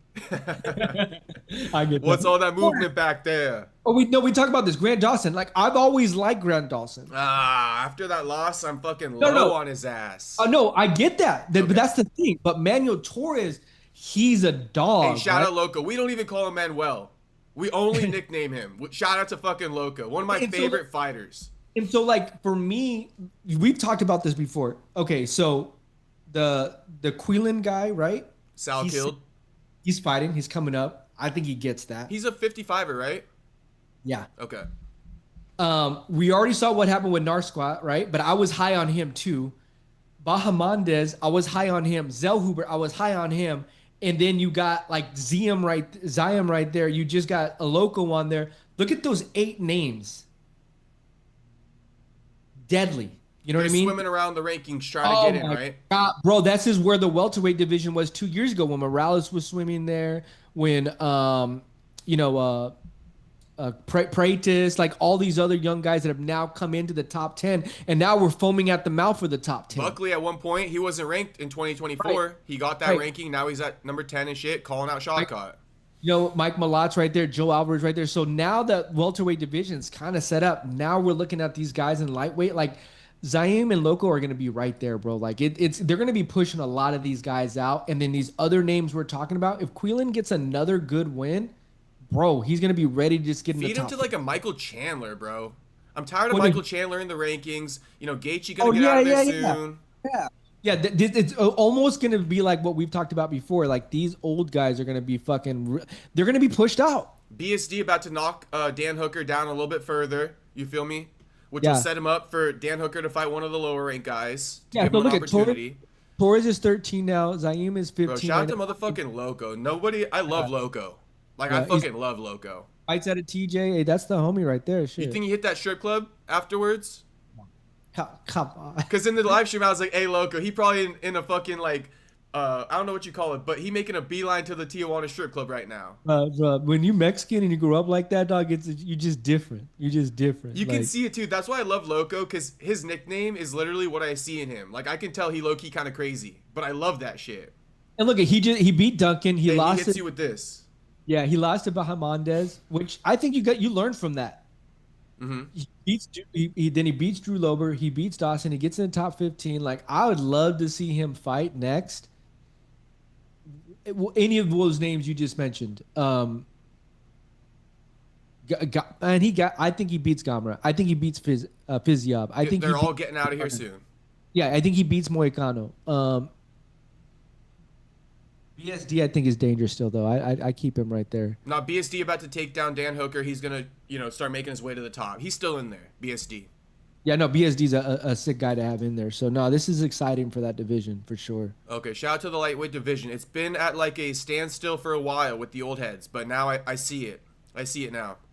Yeah, and even like there was a couple other names that I had I wrote down that actually Ludquit. I think it's Ludquit.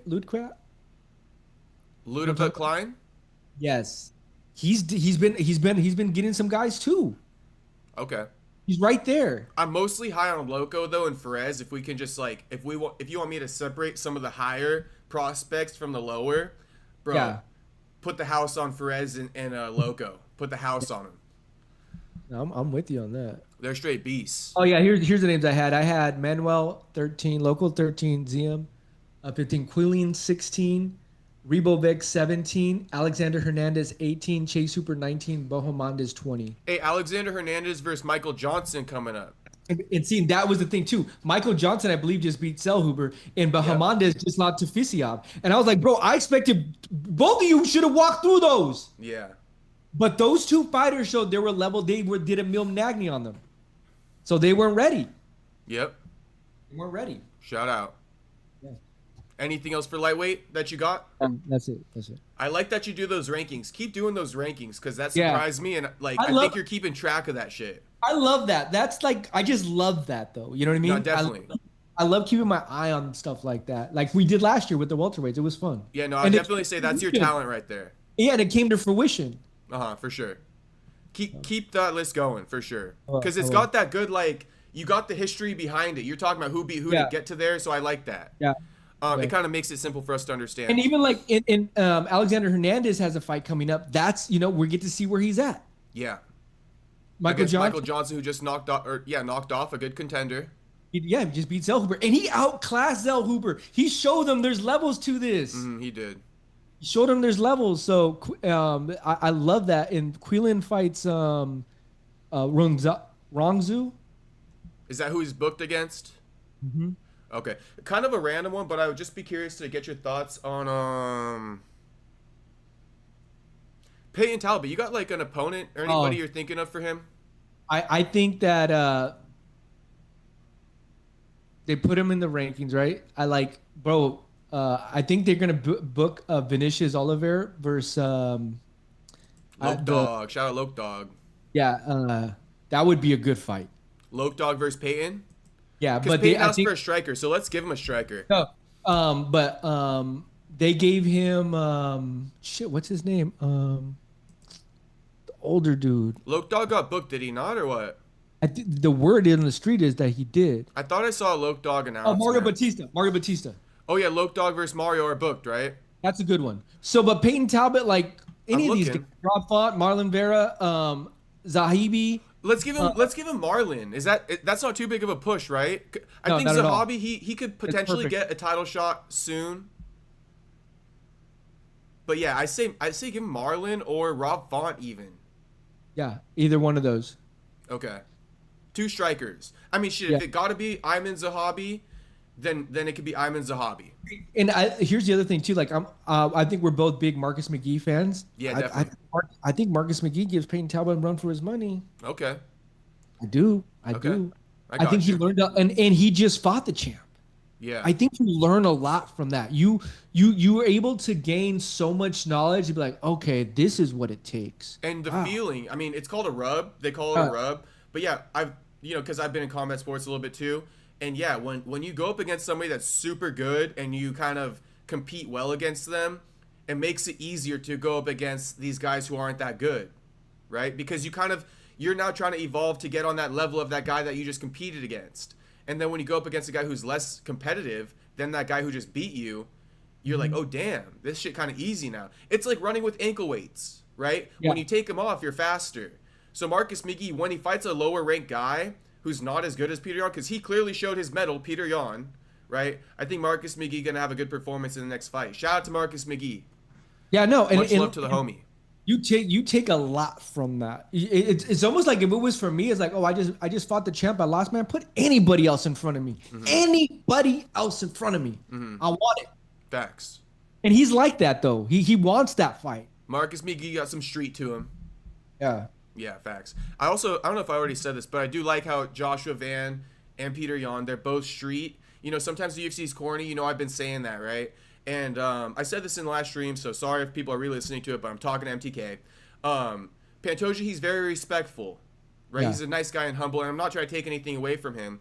But also Merab, he's kind of a goofball, kind of, in the most complimentary way possible. He makes skits. But Josh Van and Peter, they're like Nate Diaz type guys. Right. I just like that more. It's The raw. I like it more. They're real tough guys. You know, that's really how a tough guy kind of acts. Not to say that Pantoja and Merab aren't. I think you get what I'm saying. Different characteristics, yeah. Different for sure. And only a few people can really do that, right? Because I get on guys for not saying much in their interviews. And Joshua Van, he only says about 5 words per fucking question. But it's like that Nate Diaz effect where it's like okay, kind of. Right. Yeah, and then you got the bully, Petr Yan, straight bully. But I love it. Keep bullying your opponents, homie. We miss it. We don't get a lot of that. A lot of guys aren't confident enough to bully their opponent before the fight. You know, we got fucking Petr Yan bringing up the jacuzzi and shit. I love it, bro. Absolutely love it. I was going to ask you as well, though. We got Max Holloway, right, and Charles Oliveira 2 booked for the BMF title. A lot of people are picking Charles, to my surprise, bro. Who you rocking with off the bat? I'm gonna go Max. I just think he has more left in the tank, and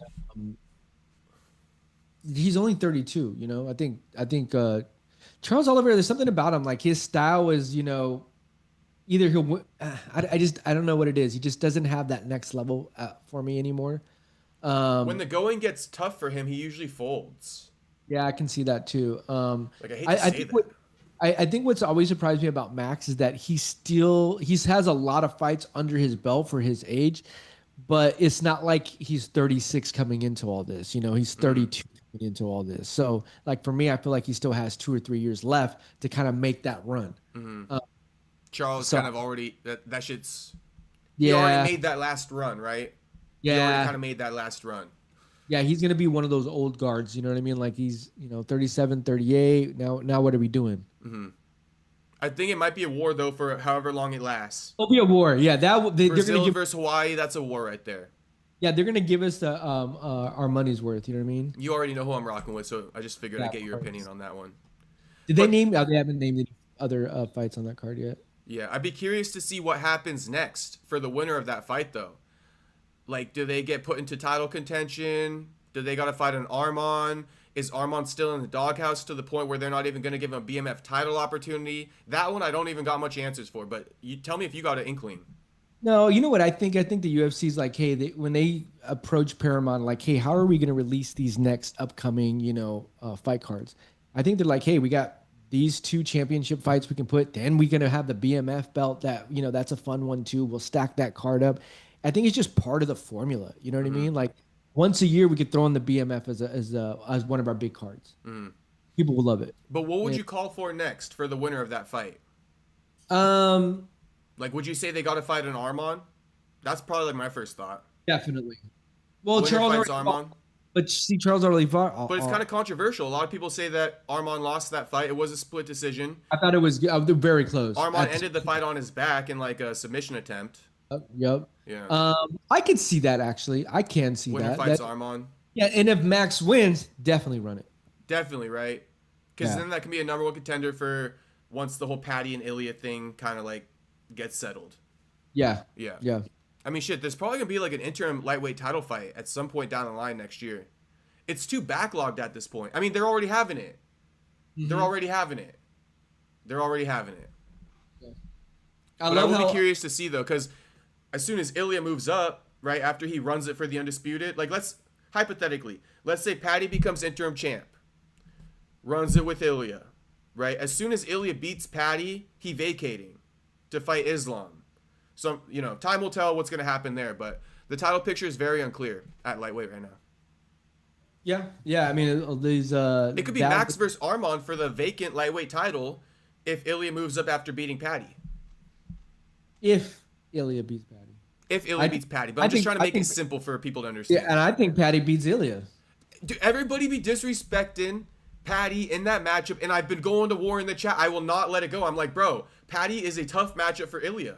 Like, I don't care what anybody says. I'm going to keep saying it. So you think Patty can take Ilia? I think Patty has a good chance of beating Ilia, but nobody sees it. 100%. And everybody thinks I'm crazy for that. They're going to think we're both crazy now for saying that. I promise Here's the you. thing, too. Jew says damn. I'm not sure what he's talking about, but Jew says damn. Patty's talking about, hey, I'm going to stand and bang with Justin. Mm-hmm. Right? I think he's going to finish Justin. I think he's going to finish Justin, too, but I think he's going to finish him on the ground. Probably drop him and then finish him. Patty's sick on the ground. He got the jits to hang with fucking Ilia.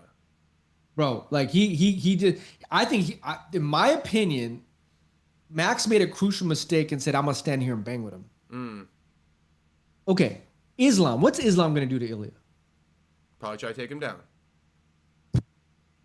Like, this isn't rocket science. You know what I mean? Like, yeah. But Max, I think Max ain't as good of a grappler as Ilia. So his Max best would rather odds was on the feet. And Max already in his mind is like, man, I'm gonna stand and bang with you. Like, cause I think Max had a chance to stand and bang with him, but he got caught. Well, and if you remember that fight, or if you don't remember, now that I'm saying this, you might want to go back and watch it. Max was doing well until he wasn't. It was a competitive fight until it wasn't. Until Ilia landed that shot and rocked Max, it was all over with after that. But it was a competitive fight up until it wasn't. Here's my thing too. It's like what we saw Valentina do to Wei Li. I think Islam and Patty does to Ilia. Just because of the size difference. You get to a point where it's like, okay, no matter how skillful you are, the guy's gonna just be bigger than you. He's gonna maul you down and grab you and just take you down and just fucking just dominate you. I mean, you said Islam and Patty? I think Islam and Patty both maul him on the ground. Shit, what the boys think? Let's read some fucking chats. Bro, Patty's what, 5'10", 5'11"? He's big. He was towering over Ilia. Dude, he's huge. In that face-off in the octagon. Bro, the guys that we're talking about in the lightweight division, they're huge. In the welterweight division, bro, Ilia's not fighting Michael Morales, dog. Too big. Bro. We can all agree on that. Bro, wait, if you got his paws on him, bro, it's over. He's going to make Ilia look like a fucking amateur. But I mean, there's levels to this shit. And it sounds crazy to say, but you got to respect weight classes. They're there for a reason. Oh, look at, you're what, 6'1", 6'2"? 6 foot. Okay, 6 foot. I'm like 5'8", trying to be 5'9". If I try to fight you, the question is gonna. I mean, maybe I have a fighter's chance. Yeah. Maybe. But all you gotta do is take me down and get on top of me. How am I gonna get up? Yeah, you can rely on the size a lot more when you're the bigger person. Right. And then if you throw some skill behind it, bro, I mean, I don't know. There's something to be said. Like, I think if they both cut weight and Patty steps on the scale and Ilia steps on the scale, Patty's going to be heavier. Oh, I mean, you've seen how big Patty gets, right? Yeah, and Patty's pretty muscular. Yeah, Ilia's not walking around at fucking 200. No, he's definitely not. But Patty does. Right. You know what I mean? Like. Yeah, I got you. I'm picking it up. But I've been picking it up. And what I've been saying, too, is Patty got that Scouser chin. Yeah. He got that Scouser chin. This is another good little test, right? Give him Justin. If you don't pass this test, then this is all mute. But I don't know. Yeah. I can't see Ilia fighting Islam either, actually. Okay. Nah, I've always been kind of like of the narrative of I'm very excited for an Ilia versus Islam. But to be honest with you, the way you just explained it, you almost convinced me that, like, Ilia would look real bad against Islam. Like, we would be like, damn, we should have never even done that. That was stupid as fuck. But that's what happened with Valentina and Wei Li. It was one of those things, like, we got to see what would happen when the big sister fought the little sister. That's a good example. I mean, it was literally like she couldn't do anything. She could not do anything. She couldn't. And I was picking Wei Li to win that. Me too. Yeah. Me too. But it was one of those things like, now you know. Because when you give them the best shot and they walk through it, now it's like, oh fuck, like now I gotta defend something. Let me ask you this: does Ilia beat JDM in a box? Like, because JDM will probably stand and bang with him. It's tough because JDM's a big dude. He is. Yeah, it's hard for me to be like, yeah, Ilia's gonna knock him out. I think if they were to do it, they were to stand up against each other, JDM be like, okay, what's up? But even like JDM, I think could have a better time defending Ilia's takedowns and his grappling more than he did against Islam just because of the size difference. And see, in Ilia, what I do like about him, he's smart. He goes in there thinking, bro, I'm gonna outsmart you in this boxing shit. And I'm gonna catch you. Like I'm too good. I love that about him, and he's been catching people, right? So he's still what 28, 29, so he still got some years. I think he needs to stay in that 145, 155 like division. Like I think he goes past those. It just you can't beat force like. I got you. Okay. Well, let me read some of the chats that they said. Jew said, I picture a submission to Patty up there with Oliveira on the jiu-jitsu. Ilia can sleep Patty. Ilia can sleep Patty. But we haven't seen Patty get rocked yet on the feet. So I'm just holding out, you know. I got it, like, that perception of, like, we got to see it first, right? If Ilia can sleep Patty, good on him. I got no hate on that. Good on him. But I do want to see that fight a lot. And then Jew said, Patty submits Gaethje but runs into a KO with Ilia is my prediction. Okay. Patty submits Gaethje but runs into a KO with Ilia is my prediction. And that's a fair prediction. That is a fair prediction. HT goes, you're crazy, Jay. We'll just wait till they fight. Ilia will KO Patty so easy. You're overthinking now. We'll just wait. You will realize, damn, I'm a dummy. Ilia KO'd Patty. Easy. The chat was right. I mean, shit. I just think it's going to be a competitive fight. I think Patty possesses skills to get the job done against Ilia. I think Ilia possesses skills to obviously beat Patty. And if you are asking me, yeah, I'm going to lean towards Patty. But when I say that, like, Patty can beat Ilia, that's all I'm saying. Like, yeah, Patty could beat Ilia. It's not just like a foregone conclusion like HT wants to say. Patty could beat Ilia. Will he? That's not what I'm saying. But he could. And more than just a puncher's chance. More than just a puncher's chance. And that's what's great for the UFC. They get if they get a chance to set that up, they're going to have people on both sides of the fences, right? And they're going to have both guys that could sell the fight. All the analysts are going to go one way. All the other analysts are going to go this next way. And if we see Patty go in there and just demolish Justin Gaethje, take him down, even if they submit him, you know what I mean? Like I think when you get in that top three, the good, really good guys, it's both aspects of the game. The boxing is a piece of it. Islam and Hamza are showing us why. We've known that. Even Alex Volkanovski, his bread and butter was taking you down too. He'd stand and bang with you, but eventually he'd take you down and try to control you. No, I got you. Let's read a couple more chats, and then we'll get the. I want to ask you about the Strickland versus Fluffy, but don't answer that yet. Soda Pops Jew says, I think Ilia has a great chance at 55, but yeah, that big problem would be more of a factor at 170. So yeah, we don't think he's too undersized for 55, Ilia, but yeah, MTK did convince me that at 70 he might be undersized, even against an Islam, a former lightweight. It's just crazy to see some of these lightweights, bro. Some of them are 6'1", 6'2". That's crazy. Bahamondes is huge. And he's a lightweight. And he's a lightweight. Quillen, I think, is 6'1". Yeah. The range definitely is a factor in fights. This new era of guys that are young, they're just so tall and big, and they know how to cut weight. They have it down to a science. Ilia's stocky. You know, he's like has that Armin, you know, and Michael Chandler. They all have that kind of like same like build. This new wave of guys, bro, they build different. Yeah, with that being said, I do think Ilia flatlines that dude you just said. Who'd you say? Quillen or whoever. I think Ilia knocks them all out. Torres? Even the big ones. Loco? Potentially Loco, yeah. Potentially. But, you know, at 170, it's different for Ilia. 170, it's different. Like, because it's one of those things like Michael Morales could be a... Soda Pop says Manuel Torres beats Ilia IMO. He's too big, too good, hits too hard. So there we go. Shout out Soda Pop. Soda Pop also said, did you see Burns leaked a fight with Mike Malott? No, I didn't, Soda Pop, but thanks for coming in the chat and dropping that. I'm going to look it up right now. Morales and Mike Malott? Gilbert Burns leaked that he's fighting Mike Malott. I'm sure he I did like that on that. his little podcast, but I'm looking at his story right now. That's a good fight. Yeah, not a bad fight at all. It's a But good if fight. Gilbert Burns is getting Mike Malott, then shit, Joaquin Buckley should definitely fight Shavkat. But I was going back to say, like, I think all of us can agree Michael Morales could probably easily be in the middleweight. The dude's Yeah. just huge. Michael Morales is going to be a middleweight eventually. It's only a matter of Right. time. Once it gets to that age, Yeah. he'll move up. Eventually, he won't be able to keep cutting weight like that. No. It's different when you're younger. You can cut weight. Yeah. You don't mind it as much. I'm trying to see. I'm just scrolling on X right now to see if Gilbert Burns released anything or if it's like at the top of the feed, but it's not. Soda Pop says he said it's on Neon Stream. Oh, he said it on Neon Stream. Okay.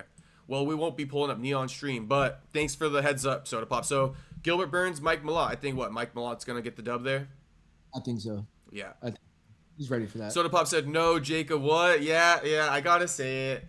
I mean, until I see Loco Torres beat somebody better than Grant Dawson, I gotta show Ilia the respect.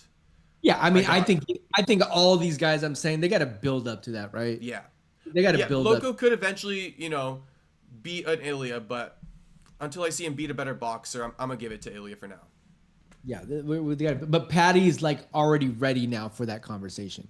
Like Yes. he's been building up to that. He's there. So that's why that's why we love this shit. Because then once they get in the ring, then you get to figure it out. Right. And a lot of times I'm fucking wrong, which pisses me the fuck off. Nothing more than I would love to be right. 0-4 my bets last week. So You went 0 for 4? yeah, I picked Merab. Yeah. I picked Pantoja. Everybody just fade our fucking picks, bro. Just fade our picks and you'll probably win some money. Exactly. Like straight up. Yeah, exactly. I mean, I was right about Loco Torres, that's for sure. I picked him. I picked Moreno to win. I picked Moreno to win too. Yeah. 0 for 3. I get in my feelings too much. Yeah, 0 for 3. I like these guys and I can't pick against them. But no, that's about it. If you want to make money, just pick opposite of us. Not straight up though. But to Neil HT's Magny bet point, the house. Bet the house, Neil Magny. Yeah, bet the house on Neil Magny. But to HT's point, yeah, sometimes I do overthink it, bro, and that just fucks me. Damn, my phone just died. But I do know the next question. Oh, Soda Pop said I hit a plus 250 or 2,500 parlay last card. Damn, bro, that's an insane payout. What'd you get on that, Soda Pop? What bet was that? How much did you put down? I know. I mean, $10 for plus 250 would be what you get $250 back. Yeah. So if you put 50, that's some good money. HT says, don't let Soda Pop persuade your pick. See how well he picked 323. Soda Pop, how well did you pick 323, homie? It looks like you might have picked it pretty well. I don't know. Turner KO, Loco, Ferreira, Van. Yeah, Soda Pop was fucking accurate for UFC 323. Oh, you know what? Marvin Vettori? Bro. The fuck is going on? He looks like he never boxed a day in his life. Oh, you know what it is? It's some of these guys, they fight to the level of competition. Yeah. You can fight a Brendan Allen and look toe to toe with him, and then you go and fight Vieira and you put him back. Now you get him a fight to get him in the rankings. Like, don't fight to the level of your competition. Mm-hmm. But evidently, maybe this is just where you're at, because that's what I mean. It is what it is. Because I mean, and I got to give Vieira his flowers too. Like, he did look good. He stood in there. He did sit in there. Actually, I gave him a lot more respect for doing what he did. I mean, making Marvin look like that, you got to give him credit, right? And I just thought, Marvin, you needed more activity, bro. What are we doing? Like, come on. That's how I felt with Brandon Moreno. Come on, let's go. Yeah. Bring the Pop, fight he got to them. what? Bring the fight to them. Don't let them bring the fight to you. Yeah, it was. Marvin Vettori was very similar with that Brandon Moreno thing, where like he's trying to wait to get started, and he's almost scared to open up against the guy who's like a younger newcomer type guy. All right, you should be pushing it. Yeah, showing him setting the pace yourself, right? Letting him kind of fight up to your pace. Yeah, that's a good I'm one. gonna set the tone. I'm gonna set the tone. Yeah, Moreno and Vettori, they did low key kind of underperform against their opponents. It's okay though; it is what it is at this point. But Soda Pop, he said he went 10-3-1. Oh shit! So he All must. right. So the one is like a push or something for that Jan Blachowicz fight. Yeah. So everybody, if Soda Pop got a pick, shit, Soda Pop usually more right than me. I'm gonna admit it. I'm gonna fucking admit it. We've been going back and forth for like a year now, so I know. What was the last one? Anthony Hernandez and Fluffy. Yeah, but let me read this last chat real quick because it's too gold not to. Soda Pop says, ever since Vettori started with Buck, he's been on a downfall. Let that be a lesson. Don't ever disrespect Buck. Don't ever do it. Bing, bing, bing. Don't ever do it. But yes, Strickland versus Fluffy. Love it. I fucking love that fight. I love it that it's in America. They tried to put it in Australia. They said no. We got it in Houston. A great fight. Great fight. Should we do a poll on that one real quick? And I've already done a poll. I'm going to do it again, though. I think that, A, Anthony Hernandez is ready for this. B, Sean Strickland's not going to be a give me fight. Not at all. And I think that now for the first time, we're going to get to see somebody test Sean Strickland on the ground. We keep hearing how good Sean Strickland is on the ground, how good his takedown defense is. Fluffy's going to show you both sides of the coin here. Mm-hmm. He's going to want to try to get you down. So, I mean, now we get everybody that Sean's fought has just wanted to stand there with him. Yeah. And that's the one thing that always worries me about Sean is, like, we all hear how good of a grappler you are, but you don't use it. Yeah. And then I also usually tend to lean towards the fighter who uses more of an overall MMA approach. I don't like to pick fighters who just rely on one style. Because what happens if that doesn't work? Then you're kind of fucked. Fluffy does use both. He got good striking / kickboxing, and he got good grappling. Sean Strickland, he got both too, but he doesn't use the other one ever, bro. And see, here's my thing too. Is like I think it's gonna be one of those things where, like, okay, Sean is going to test him on the feet. And he has that, like, his defensive style. Like, does that irritate Anthony, or can he solve that puzzle? Not a lot of people have been able to solve the puzzle. The defensive style from Sean is really hard to solve. You're right. And if Sean can defend the takedowns against Fluffy, which I believe he can, then that makes it a tough fight for Fluffy, right? On both ends. But if Hernandez can get past this test, he definitely gets into that position like, hey, I'm a top 3 guy of the world now. You know what I mean? Like, I forgot where Sean is at, but I think he's like 4 or 5. And that's another style that he beat, meaning that defensive boxing style. Right. And a guy that, you know, supposedly supposed to be good on the a good grappler, like, you could have that on his list. So I think it's a great matchup fight. Yeah, great it is. You picking Strickland or what? I'm gonna go Anthony. You're gonna go Anthony? Yeah. I'm gonna go Strickland. All right. I'm gonna go Strickland. I asked Soda Pop already a couple days ago. He said he's 50-50, so that means it's a close fight. I'm going Hernandez. I can't wait for Sean Strickland to talk shit to Anthony Hernandez, though. It should be good. Yeah. And Anthony, like, got that dark side to him where, like, he just gets angry.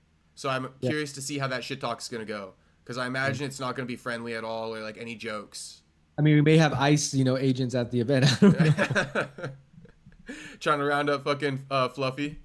Right. Hopefully not, bro. I think he was born here, was he not? Yeah. Yeah, he's chilling. All right. Any other matchups that we can get into? You know what I was going to ask you? So, no, that's pretty much it I got for the day. Yeah, I think we talked about the fight coming up. There's some good. Costa, got my eyes on him. I'm going for Joanna Santos.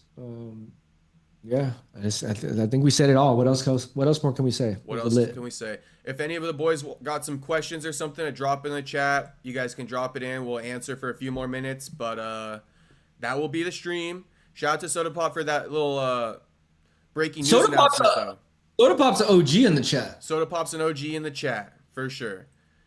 Breaking news announcement, Burns versus Malott. I think we rock it with Malott. Mm-hmm. Yeah, we rock it with Malott. Fluffy drops the work. Fluffy drops the word. Fluffy drops the word fuck every 5 seconds. Kind of like me. I noticed that when I rewatch my streams, I'm like, damn, I gotta fucking lay back on the F. So are you smoking again? Smoking at nighttime, but I haven't smoked all day. All right, no, that's a step. It's definitely a step. Yeah, that's a step. I think when I first stopped smoking, I stopped smoking in the mornings. Like when I kind of like bridged that thing, I was like, all right, let me just stop in the mornings, because I smoke every morning too and shit. And then I got to the point like, I'm just gonna smoke right before I go to sleep. Then I got to the point where I'm gonna smoke on the weekends. So. Yeah, I probably end up like pulling it off. But yeah, pretty much I just smoke before I go to sleep. So like I hit the gym sober and all that stuff now. Saving some money? Saving some money for sure, bro. The eighth used to last me like 5 days. Now an eighth lasts me like 2 weeks. All right, there you go. Yeah, Damn, 8 used to last you 5 days? I told you I used to smoke all day, every day. Oh, I thought that's not a lot. That's 8 sometimes only lasts people a day. Oh yeah, well if you be rolling up joints and shit. But I just smoke out of the bong, so it lasts me like 4 to 5 days. Okay. Yeah, so that's been a progression for sure. You doing good with your shit or what? 6 months next weekend. Hell yeah! Shout out to MTK for that. 6 months sober, my man. You been noticing some differences too? Oh, for sure. Yeah. 100%. Definitely, I feel like my energy is just way more up throughout the day. Yeah. And I can also have a clear like mind when I'm talking about shit. Yeah. That goes with it. Because, before I'd be like trying to navigate my thought and I would get like lost halfway through. But I noticed that shit doesn't happen as much anymore. You'll be way more accomplished if you don't smoke in the morning compared to when you smoke in the morning. Yeah, facts. You're just dragging. Definitely. You're just like you're reducing yourself down to a fraction. Soda Pop says this fight really means a lot. I think whoever wins this, I think I'll pick over Hamza. Either Fluffy's wrestling and pace is too good or Strickland's wrestling defense is too good. Yeah. We shall see. Because I do think Fluffy's a little bit of a lesser version than a DDP. They're pretty similar, right? I think Fluffy got some better striking than DDP though. But I don't know. DDP looks bad and he just fucking overperforms every time. Here's the thing. If we see Hernandez stop Sean, we're all gonna be like, whoa. Yeah, it'll be certified. Right. Like, It'll be certified. Okay. It'll be like not a lot. DDP didn't stop him, right? Izzy didn't stop him, so there'll be something to be said. That'd be impressive. I think we'll go to a decision, but. Oh yeah, and then Jude also saying, Imavov might not even get the title shot according to Hamza, which is annoying as fuck. Yeah, because you said they're homies and shit, or they're. Well, Dagestan fans would be crying like, bro, then go cry. That's the fucking fight to make. Like, your nationalities have nothing to do with the UFC. Get the fuck out of here with that. Yeah. Honestly, like we don't cry about that in America, right? We could do the same shit. We make fucking teammates fight each other who are from America. God forbid we make a fucking Dagestani fight a Dagestani. Like shit. We're definitely running Dagestan versus fucking Chechnya. Yeah. Because that's where they're both from originally. But Dagestan will never fight another Dagestan fighter. But we make American fighters do it all the time. We make teammates fight each other all the time. So guys, stop fucking being such babies and run it. Imavov's next, right? Yes. Okay, thank you. Imavov is fucking next. He said Imavov said he didn't want it because of the history with Chechnya and Dagestan. I know, Jew. I know. But fuck that shit, bro. If we were giving Merab shit for not fighting Aljo and shit like that, and if we made TJ Dillashaw fight Cody Garbrandt and shit like that, then we're making this shit happen. It's part of the business. It's part of the fucking business. You want to be the best. Yeah. I mean, I thought that was the goal. Yeah, facts. But that's why I think the UFC likes to starve their fighters sometimes, so they have no choice but to say yes. When these fighters get rich as fuck and Dagestan and their countries just give them a ton of money, then they do have the power to say no, unfortunately. I mean, yeah, there's some truth to that. Yeah, but I don't think they will. They better run that shit, or that's some fucking bullshit. I'm gonna say that right now. Is that the stream? That's the stream. That's the stream. Shout out to everybody for watching. Special episode with MTK, but we're always live on Wednesdays, okay? So every Wednesday, me and MTK. I'm also, for everybody watching right now, I think I'll do a stream later in a few hours or something like that. We can react to the UFC Cop vs. Royval Media Day. And then there was a press conference in boxing with Tiafimo and Shakur Stevenson. So we could watch that shit too. Later stream. I might hit the gym and then I'll come back and we'll run the stream. But shout out to all the returning viewers. Shout out to MTK. Me, MTK, we'll see you boys next Wednesday, but I'll see you boys later tonight. All right, peace out.